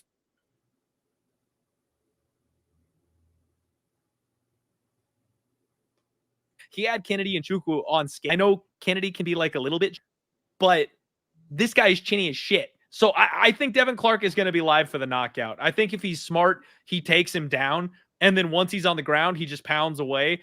And Marcin's going to get tired. Devin Clark will not. So I really think at a certain point, Devin's going to find the chin of Marcin Prachnio. Again, I'm going to go with the late round finishes, guys. I think this card is kind of built this way. Like, I think we're going to see a lot of 2 and 3 round KOs. Like, everyone likes to use their hands. I usually look for submission opportunities because the numbers are always sexier. These guys all like to hit each other in the mouth. So I think we're seeing KOs this week. And I think we see another round 2, round 3 KO once Marcin gets exhausted by the grappling pace of Devin Clark. That's it, baby. No chin, showing up to collect one last loss in the UFC. Or maybe they'll give him more. You never know. That is it. Listen, that is interesting. The one problem is, and I hate talking both sides of it, but can't we be honest, though? You said that Prachnio's wins only comes against people that like are on the short bus or have some sort of mental deficiency. Are we sure Devin Clark doesn't fit that profile? He's had competitive moments with good fighters. Okay. He's had, like, Kennedy, he's putting it on him early. Just Kudelaba, maybe not. But Kennedy's so bad. What do you mean? He drops Rakic with a punch or whatever before he ends up getting finished. Like, the dude's had good moments before, and you know he's gonna fight. You gotta fight, Devin. So we're moving on. That was a fun one. My goodness. We've got Max who get knocked out by in round. Wait, what do we got here? We got Max Payne Griffin versus Jeremiah was a Bullfrog Wells. Plus 130 on Max Payne, minus 155 on Jeremiah. And listen, both these guys are old as hell, but they don't necessarily look like it. In better shape than ever. Max is still, he can put on a little boxing clinic. He's got some takedown defense. It's just Jeremiah Wells is kind of a next level athlete. And does he have the type of submission game Carlston Harris had? Does he have, the knockdown power of a Semmelsberger to threaten some danger? And ultimately, I feel like I started off leaning towards the Wells side. I damn near came around on the Griffin side thanks to some Guru thoughts, and then Guru brought it all the way back home for me.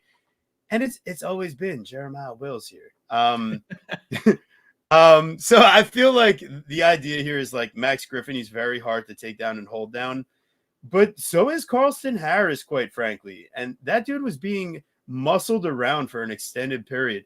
Charles Radke, he really struggled holding down Blood Diamond. Guess who took care of that trash immediately? Jeremiah Wells. Nobody can knock out Core McGee. Well, I know somebody who can. And then, yeah, I get it. Like that Carlston Harris Anaconda choke. That was nasty. That was a comeback sub of the year.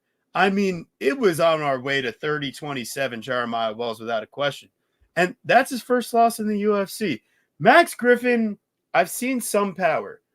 I've seen some ability to like put it on guys and have a good fight. But quite frankly, the majority of his fights recently, I mean, we're seeing this guy go the distance. This isn't, the corpse of Song Kenan coming off a 2-year layoff, the stiff and slow Song Kenan, or the Ramiz Brahima doesn't necessarily ever belong in the UFC type of guy who never even shot a takedown on Max Griffin. If there's one thing I can guarantee you, it's Jeremiah Wells is going to shoot a takedown on Max Griffin.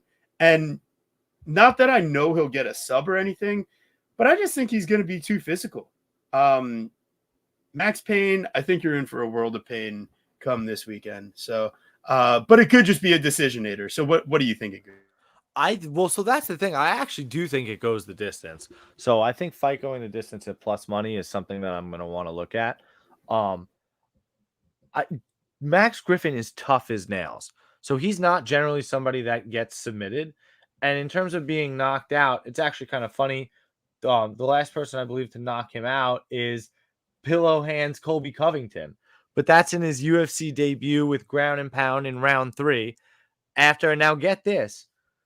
He has not faced anybody with the takedown output of Jeremiah Wells since Colby Covington. So every single one of his fights has been against strikers who all, mind you, have higher striking outputs than Jeremiah Wells. So that is something that's certainly worth considering. I'm not sure that when Max gets taken down, can he actually fight to get up? Like he does some things that are like uses his athleticism and his explosiveness, but Jeremiah Wells is really strong. And he actually does have some good technique. And if you watch that Carlston Harris fight, I honestly think that if he gets him in that same submission that he had Max in, I think Max actually taps. I think Carlston's a much better jiu-jitsu player than Max is. So, and then you also watch, Rubber Chin Semmelsberger. That was a crazy fight. It was actually him that he had gotten dropped too. So that's the other thing, right? Do you actually see Max Griffin getting the knockout? And that's where I also kind of started to come away from Max Griffin as a dog shot. So I do. I think Jeremiah Wells does get it done. And I actually just think he decisionates him. I think he holds him down for 2 rounds. Maybe he gets sketchy in that 3rd round. But I really do feel that Carlston made him much more tired than Max will. So what do you think there, Clint? Yeah, so this one's interesting, isn't it? I originally kind of slapped the dog or pass on this one when I broke this fight down. The number was a decent amount wider when I said that. Got to tell you guys, though, I get the heebie-jeebies. It seems like Max Griffin is the dog of the week, right? Like everyone and their mother all over every platform I've ever seen is piling in on Max Payne Griffin. Now, on the bright side, it looks like the bookies are at least kind of respecting that action a little bit. That number is dropping. So it's not like they're, holding firm or moving it the other way, even though everyone we know and love is on that side. But it still definitely makes me a little bit worried about it when I see everybody I know all piling in on the same side. The big question I kind of had to ask myself is, what did Jeremiah Wells ever do to me? When he first got to the UFC, I looked at this guy and I went, this crazy son of a bitch. I'm going to bet this guy and I'm going to make so much money. I've bet against him the last 3 times in a row. Like, what? Like, what? I don't know what happened, but I went from circling this man and saying, I'm going to bet him and make money on him. And then I found a way to betting against him multiple times in a row. I thought Court McGee was going to be too durable for him to come in there and do what he does. And you know what he did? He chinned one of the most durable guys in the weight class. I mean, granted, he's older, but Court McGee has never been a man who's easy to finish. And yeah, the fight with Summelsberger was a little bit close. It was a little bit hairy, but holy crap. Like, he fought back from being hurt so many times to just do exactly what he needs to do. And then against Carlston Harris, I cashed a ticket on Carlston Harris, and that was great, but it was 100,000% the wrong side. Guys, Wells was talking about, oh, I made a mistake. I made a mistake and he caught me. No, he didn't. Carlston Harris is a freak of nature with the longest arms you've ever seen in your life. Wells did literally nothing wrong. He's just never met another human being who could sync up an anaconda choke from that angle, because about 0.02% of human beings on the planet could. This guy is so broad and bricked up, you should not be able to complete that submission. Carlston Harris is just a fellow freak of nature, and he was losing 12 straight minutes of that fight until he caught the perfect angle on the perfect sub and is strong enough to squeeze hard enough to tap this guy out, put him to sleep within like 4 seconds, by the way. One of the fastest go-to-sleep moments you'll ever see. And that, I think, has a lot to do with like the muscle on Jeremiah Wells. That's a blood choke. So like your own arm chokes you. So there's not a whole lot you can do once you get into that position. The defense for that is never getting in it in the first place. So I have to take back everything. Like, I've bet against my guy Wells too many times. I can't do it this time. And the lower this line drops, the more interested I am in taking the Jeremiah Wells side. Sometimes you have to be able to admit when you're wrong. And I have been nothing but wrong on Jeremiah Wells, especially considering my initial instinct was I was going to make money backing this guy. And I think I have to fade myself here. Like, when I read this fight and I go, hey, it's dog or pass, go, no, that son of a bitch doesn't know what he's talking about. Bet the other side. That's me on this fight. I've gotten Wells wrong so much. I'm going to fade myself. I'm picking Wells to win the fight. And if this number keeps dropping, I'm going to have to bet it. Definitely trying not to. One of the things I've been working on in the last couple of years, which actually last year saved me so much money, guys, is don't flip-flop. Like, if you lean this way at first and then later on you start thinking this way, just leave it alone.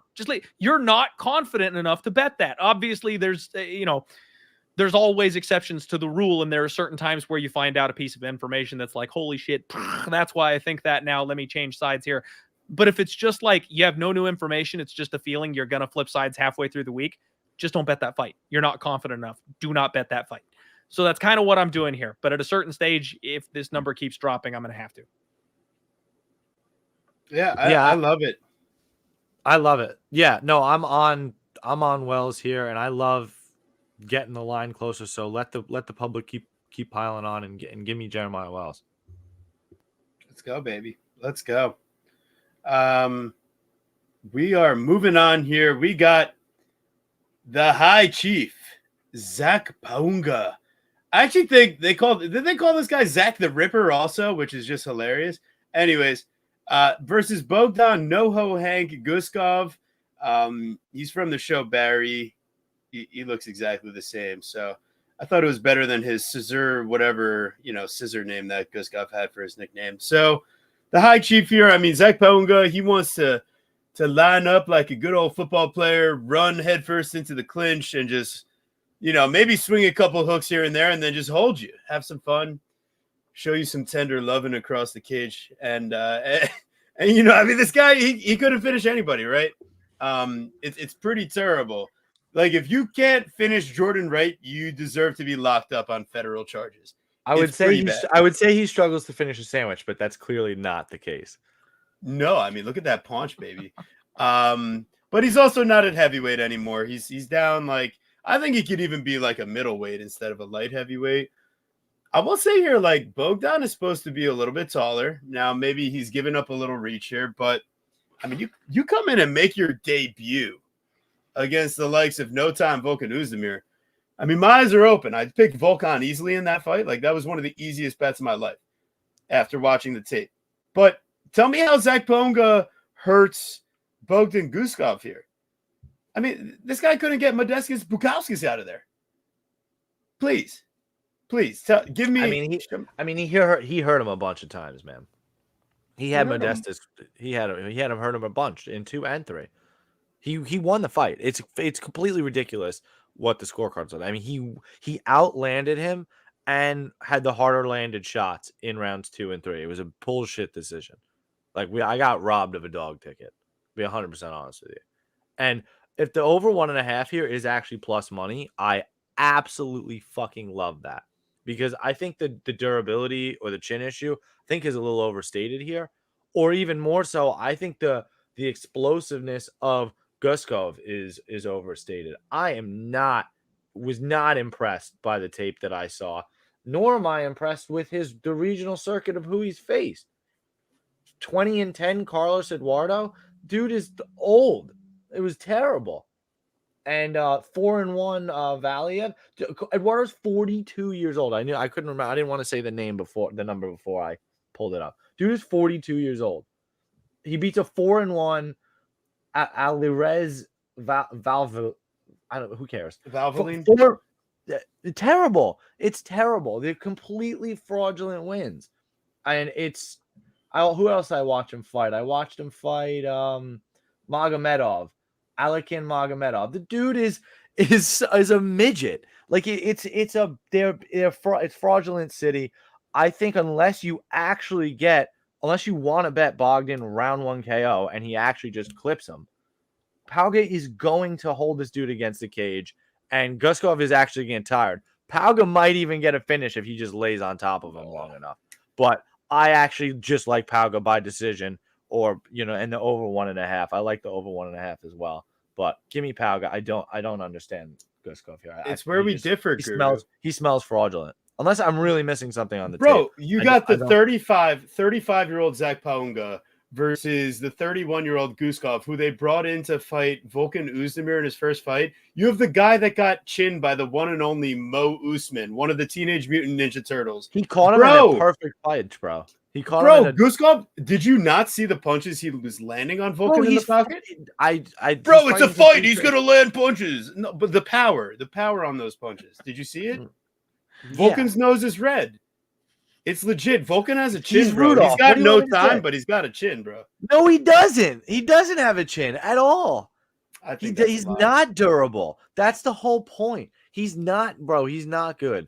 And if he catches Zach, it's round 1. That's it. If you want Guskov, I just don't think that you're happy in round 2. I really don't. No, the cardio advantage is Poga here, which is disgusting. Don't do it. So here's my thought. I'm going to do it because the more people tell me not to do it, I'm going to fucking do it. Fuck you. So Bogdan Guskov. But what I will say is I'm going to cash out that money line ticket, and I'm going to put some of it on a round 1 knockout, because you are right about some things. But at the same time, like Guskov, he's also got 2 submissions in his career, and Pauga's going to try to wrestle, bro. He has round 1. He has 14 career wins, 12 by knockout, 11 by round 1 KO. So I'm going to just bet round 1. It's poopies. Well, I really think. I actually think the experience of Pauga matters here too. The experience? Bro, Bogdan's 14-3. Zach is 6-2. Bro, making the UFC. Oh my matters. God, being on The Ultimate Fighter is such a big accomplishment these days. What are you? This guy sucks. About? This guy sucks.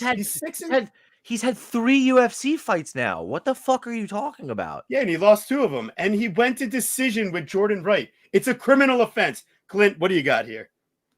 So I think you guys both nailed fantastic points on this, and I am somewhere in the middle of both of you here on this one. I am glad you mentioned the Jordan Wright situation, though, because that 1000% is a criminal offense. The UFC went, look, this guy, everyone thought he was going to win tough. He got clipped by an Usman brother. He's making, a new weight class now. Let's give him a nice, easy softball. Jordan Wright, short notice, coming up a weight class, chinniest guy on the roster. Just a silver platter for a highlight reel KO. This is the birth of the true Zach. No, he pinned him up against the fence and dragged him for 15 minutes. That's the worst situation you could ever have. Fighting Jordan Wright, doing nothing but clinch him against the cage in one of the boringest fights you've ever seen in your life. And Modestas Bukauskas, you know what? You might be on to a little something there.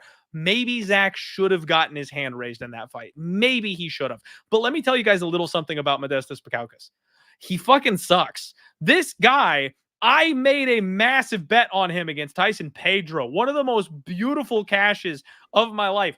And the story time, one of the funniest things to me was that leading up to that fight, it was all, I got out of the UFC and I went back to Cage Warriors and I made adjustments and I made improvements and I'm not the fighter you saw. No, he's exactly the same fighter. He did nothing different. He fought a couple of old guys who were chinny and tiresome and small, and the UFC brought him on back, but that was enough to beat Tyson Pedro and fight closely with Zach Paunga. He's not good at all. That victory or loss, either way. The loss says something. The victory wouldn't have meant shit, even if Zach had gotten his hand raised. Zach is not very good. Yes, he's training at elevation.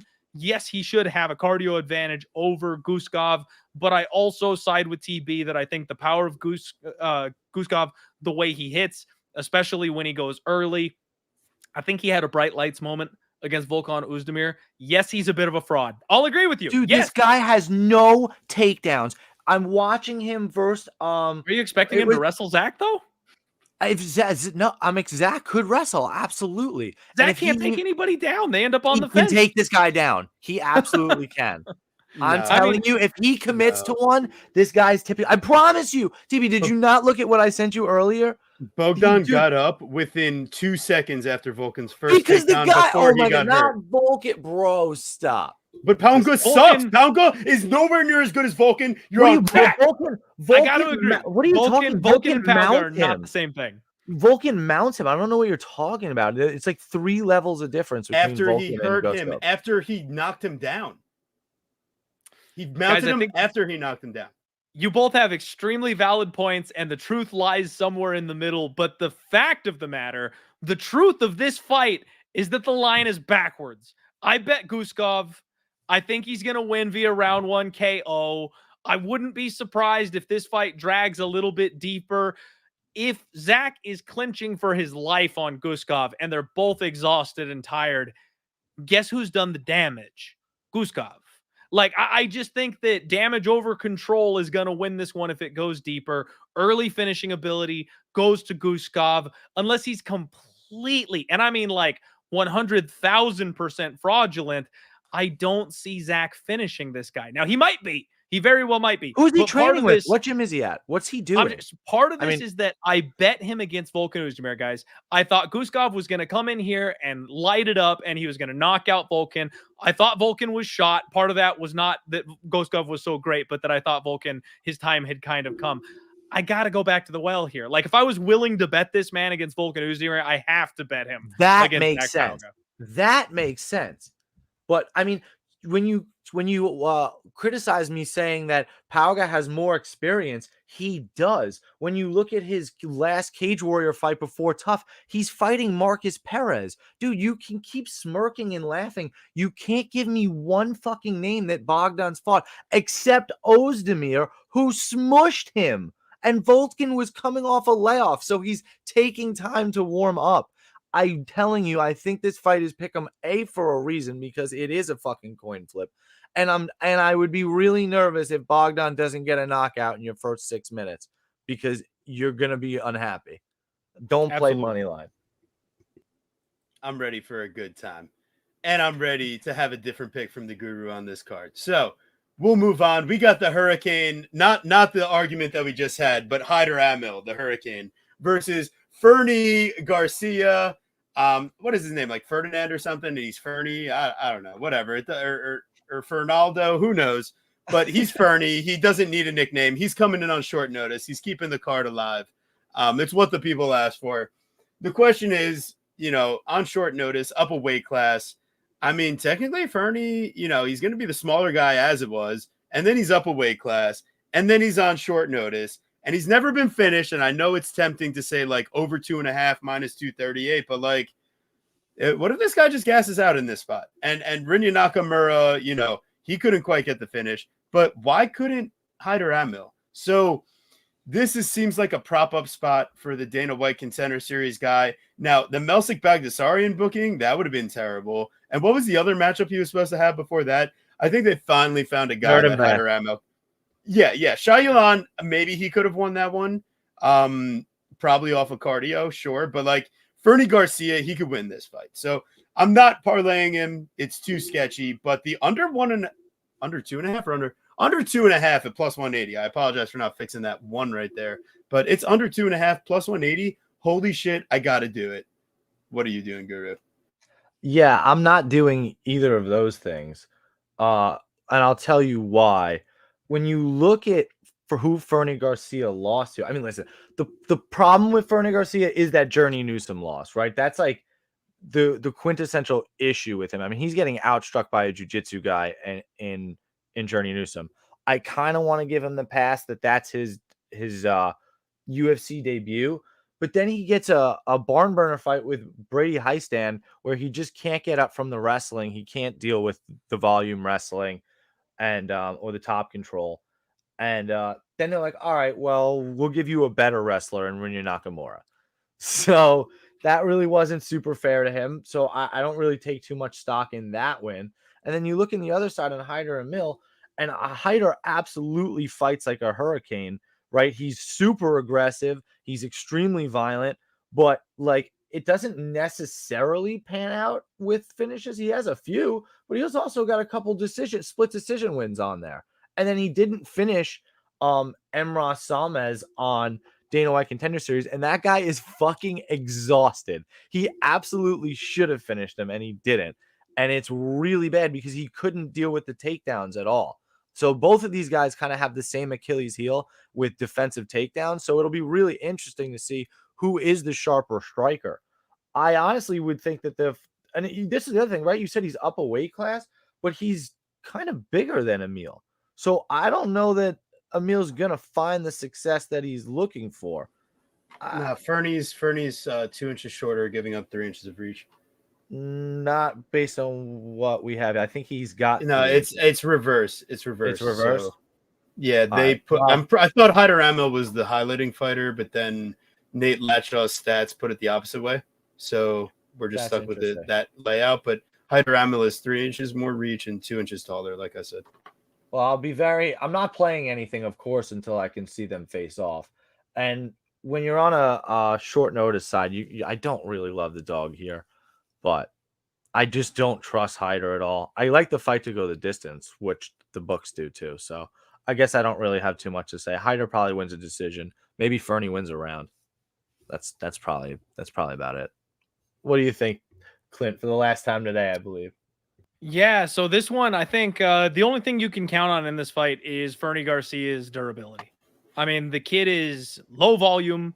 He's slow. He has mid-level power. That's like the one thing that you can say he kind of has going for him is his power. But he's taking this fight on short notice up a weight class. So he barely is KOing regional guys in his own weight class. That power is not going to translate enough, in my opinion, up a weight class for this short notice fight. I think Amel's going to have a hard time finishing Fernie. Now, could there be like a wild exchange where Hyder Amel is just like, fuck this guy, I got it in the bag, and gets hit with a shot he doesn't see coming? Fernie Garcia, banana peel KO type of thing? Yes. But that's really the only way he wins this fight. He's good with his submission defense. He's got a chin on him. I think he'll survive. I think it's Hyder Amel by decision, if I'm being honest. But again, just a gross number, man. If Hyder Amel was real, wouldn't he be minus 300 in this spot? We all know Fernie Garcia is not caliber. Why is he under minus 200? Because he's just not that good. So I'm not trusting this guy with my money, and I think it's an over. 100%. I agree completely. Yeah. Fair enough. I ain't touching it with my money, but the under intrigued me, but I should probably just save my money. Now we're getting to the last fight, or the first fight of the card. Yeah, my bad. It was one more. Unbelievable. How dare you? But I get to hang out longer. I'm good. Yeah, I'm not kicking you out. I'm happy. I'm happy. So we got Daniel Soncora Marcos versus Arichilong the Mongolian Murderer. If you thought the other nickname before was bad, That one's this bad guy's too. he's literally murdering Mongolians. Right, That's so the way that's I it read right there. Isn't that funny how the English language is? He could be murdering Mongolians, or he could be a murderer that is Mongolian, because our language is weird. Those damn Mongolians breaking down my city wall. Love it. Love it. Also, I gotta say, you know, Richie Long, like he's Richie Long, baby. You know, I think they know some secrets about this guy. But my thoughts here in this matchup is that Daniel Marcos, he's a bit of a skirt, leg kick, skirt, throw a little counter action and move around the outside. And do I want to play minus 258 on someone that has only, I mean, like, he couldn't finish his Contender Series fight. And then he faces the absolute fraudulent guillotine merchant, Simon Oliveira. And then he goes to a blood and guts decision with Davy Grant. So is he the Mongolian murderer in this spot, or is he going to be murdered by the Mongolian? That is the real question. So what I think here is Daniel Marcos, I think it's just going to be too close of a fight. I think the line's a little bit wonky. Arichi Long in the stand-up, the dude's competitive as fuck. He lands a shit ton of strikes per minute at distance, more so than Daniel Marcos. He just gets hit by a lot more strikes than Daniel Marcos does. It's just, if we're trying to judge who's landing the bigger impact, you've got like the leg kicks and the throwing off the back foot of Daniel Marcos versus the unrelenting front foot pressure of the Mongolian Murderer. And this dude throws heat. So I don't want to touch it. Marcos doesn't make my sketchy parlay of the week, but I'm not necessarily playing Arichi Long yet. I think the fight goes, or the over 2.5, it could be a parlay piece potentially. I'd rather that than the Daniel Marcos side, because what, are you expecting a finish? I think Ayman Zahabi's hands are a bit undersold. The dude's got legit power. And also, Arichi Long gets caught with the third punch in a counter combination. Marcos doesn't quite string them together the same way to catch you with one you didn't see coming. So I don't see a finish from Marcos. Maybe a little Marcos by decision. Fight goes the distance. One way or another, you could cook it up. I don't quite get to Arichi Long as I drop my lighter, but yeah, I'm not too sure yet. I might go with the murderer. I think you could have another split type situation because, like you're saying, I mean, he's going to dance around the outside, throw leg kicks, try to throw that volume. Arichi Lang's somebody that, loves to come forward. He is plotting. He's heavy on his legs, right? So he is somebody that is quite susceptible to that calf kick, and then kind of leans forward and he can leave his chin up there too. Could be susceptible to a high kick, but you're right. I think the line is too wide. Do I think Arichi Lang is a step down from Davy Grant? Yeah, I probably. But there's a lot of people that would say maybe Marcos didn't necessarily win the fight versus Davy Grant. So I think you've got a really interesting matchup here. And for Marcos to cover that minus 250 line, he's got to get a finish. And I don't necessarily envision him getting one. So I do like the fight goes the distance. Hey, if Arichi Lang wants to really get some wrestling going, maybe that would be interesting too, right? Push him up against the cage. Maybe he can be successful there. Hold him down. Why not give it a try? But yeah, not something I'm super convinced on. So I feel like I've been like, as I thought this was a chalky card, I ended up like picking every dog. So this is going to be especially with all the cancellations and switcheroos, this is going to be the sketchiest freaking card of all time. So I'm ready to have a good time. That's for damn sure. What do you think, Clint? I told you guys last week was Plinko. Like you've got all these favorites that are way overinflated for their lines. Should they be the favorite? Yes. Should they be this big of a favorite? Absolutely not. It's the same freaking thing this week. Dogs are going to show up, not the ones that you would expect. Everyone's going to cry. We could have all made so much money last week, and I missed a couple of big spots. I'm trying to avoid that this week. I want to make the money. And this is a spot that I can't for the life of me figure out. I am not the sharpest market reader on the planet. I will leave that to our boy Liam Picks Fights. But it felt suspect to me that Marcos was only like a minus 185 favorite. That just smells like, come on, I'll take your money. Like, the guy just beat Davey Grant. This is a step down in competition. He's undefeated off the Contender Series. He's 15-0. I mean, like, why would you not be pricing this guy as a higher number? Because you know for a fact everyone's going to play him. They made him single bet price tag to begin with, and they welcomed everybody's cash. That worries me. On the other side of this thing, Orichi Lang, I wasn't sure about him. Did my research, did my digging. He has been hanging out over at Fight Ready, my favorite gym. And shout out Brandon Olivas, if you know the guy on Twitter. He put out a tweet, I think earlier today, and he was saying just how good this guy was looking in camp. Now, of course, you can't always believe that. Teammates, you can't necessarily take them at their word, but Brandon is an upstanding guy who I absolutely trust. If he says something like that, he's absolutely gonna not spread misinformation or anything like that on behalf of his boy. I gotta think he felt motivated to tweet that because it was true.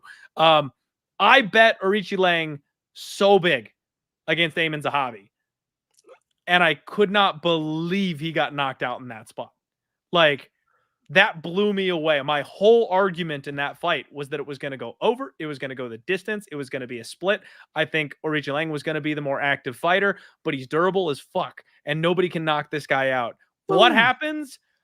Bink, like round one. I couldn't have looked worse when it comes to a breakdown, because exactly the opposite of what I said happened. So I kind of got a little, take a step back from what I'm thinking on Orichi Lang, but I honestly feel like he is kind of somehow rounding into his own just a little bit. He's been sitting down on a lot of his punches a lot more. Everything he throws is with crazy intent.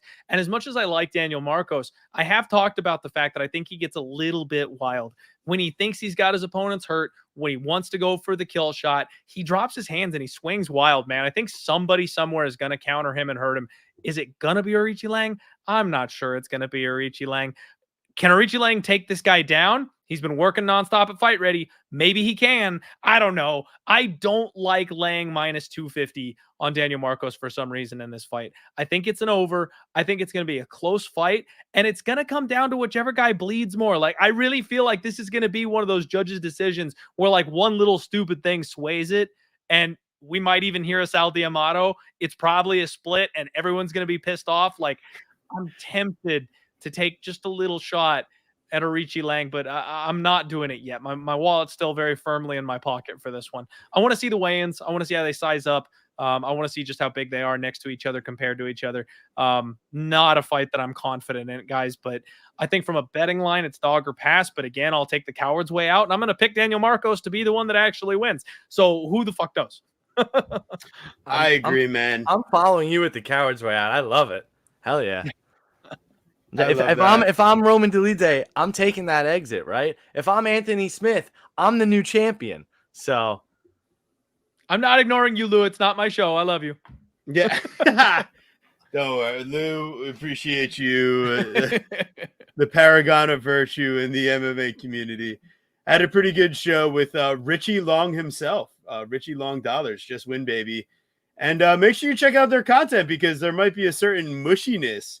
Oh, PC Strickland, what's going on, doggy? It just might be UFC 400. It just might be. Well, he just woke up from hibernation after his deep sadness following the Dricus du Plessis decision. So I'm sorry, buddy. But yeah, listen, overall, just a good ass time. And don't ruin your night by starting off and betting the minus 258. You don't expect to get a finish. So live every Wednesday, 8 p.m. EST. Have an absolute amazing time with everybody in the chat. Even Lou Betcha is invited. Appreciate even Lou is invited. Even Lou. We don't crazy Uncle Lou. Listen, when you bring Uncle Lou in the chat, and you got Uncle June helping run the show, and then you got Uncle Lou. He's really Grandpa Lou. He really is Grandpa Lou. And then what is that? I mean, I'm like 5,000 years old in my heart and soul. So there's a lot of age and virtue on this show. Let me tell you. You just have low testosterone. That's different. Well, listen, I watched some Robert Britek fights. That's been fixed recently. So just it's not saying, going to last for long. It's not going to last for too long, though. You're going to have to watch some more later. Yeah. It's like, that's how you become addicted. It's like Ozempic. You know what I mean? You just got to keep getting it. Anyways, before we detail the struggles of weight loss and the world, Clint, shout out you, man. Staying positive, being amazing, getting back in the gym too. I love that energy. I'm struggling with my own weight loss, boys. Let's go. Let's go. Let's Keep go. going, So, bro. One day at a time. Hell yeah. Appreciate all you guys. And most importantly, Clint, for taking the time to join us. Always a hilarious and great show whenever he comes on with us. So before we let Guru take it away, and I awkwardly choose when to start the music to end the show, Clint, what do you got to say? Did you have a good time? Anything to tell the fans? I always have a good time. Hanging out with Chronic Combat is one of my favorite things to do. So thank you guys so much for inviting me. It's always a good time when we do this show. Definitely a fun one. Thank you again. Thank you everybody for watching and hanging out with us, of course. Make sure you support these boys. They're absolute gems in the community. So keep supporting them. Hit the like button if you haven't already, especially for like a growing YouTube channel. You guys have no idea how much that means to it and what it'll do for the algorithm to help these guys get noticed. So least you could do. And then when the live stream's over, leave a comment. That helps too. Dude, Clint, thank you so much. Always a gentleman. Certainly a scholar, to say the least. Love breaking down bets with you. I'm neither of those. Yes, you are. Yes, you absolutely are. Man, we're gonna make some money this week. I have a feeling, because I mean, if we play every single dog, we can't possibly go wrong, right? Right? Anything's possible. Listen, guys, thanks so much for being here. We're in the midst of a crazy back-to-back streak, so keep tuning in with us. We are back next week for the pay-per-view, UFC 298. Alex Volkanovski defending his title versus Ilia Topuria. We will be live with Mr. Aaron Bronstetter. Can't wait to have him on, so make sure you tune in and listen to that breakdown as well. We're going to keep it rocking and rolling. Make sure you follow my unbelievable co-host, TB Scouting MMA, on X, Verdict, Picket, Instagram, all the good spots. Make sure you follow me, the Guru, on all those places as well. And hey, like I said, you can get us on Spotify and Apple Podcasts now. So make sure you're listening. Be safe, and we'll see you next time. Take care, guys.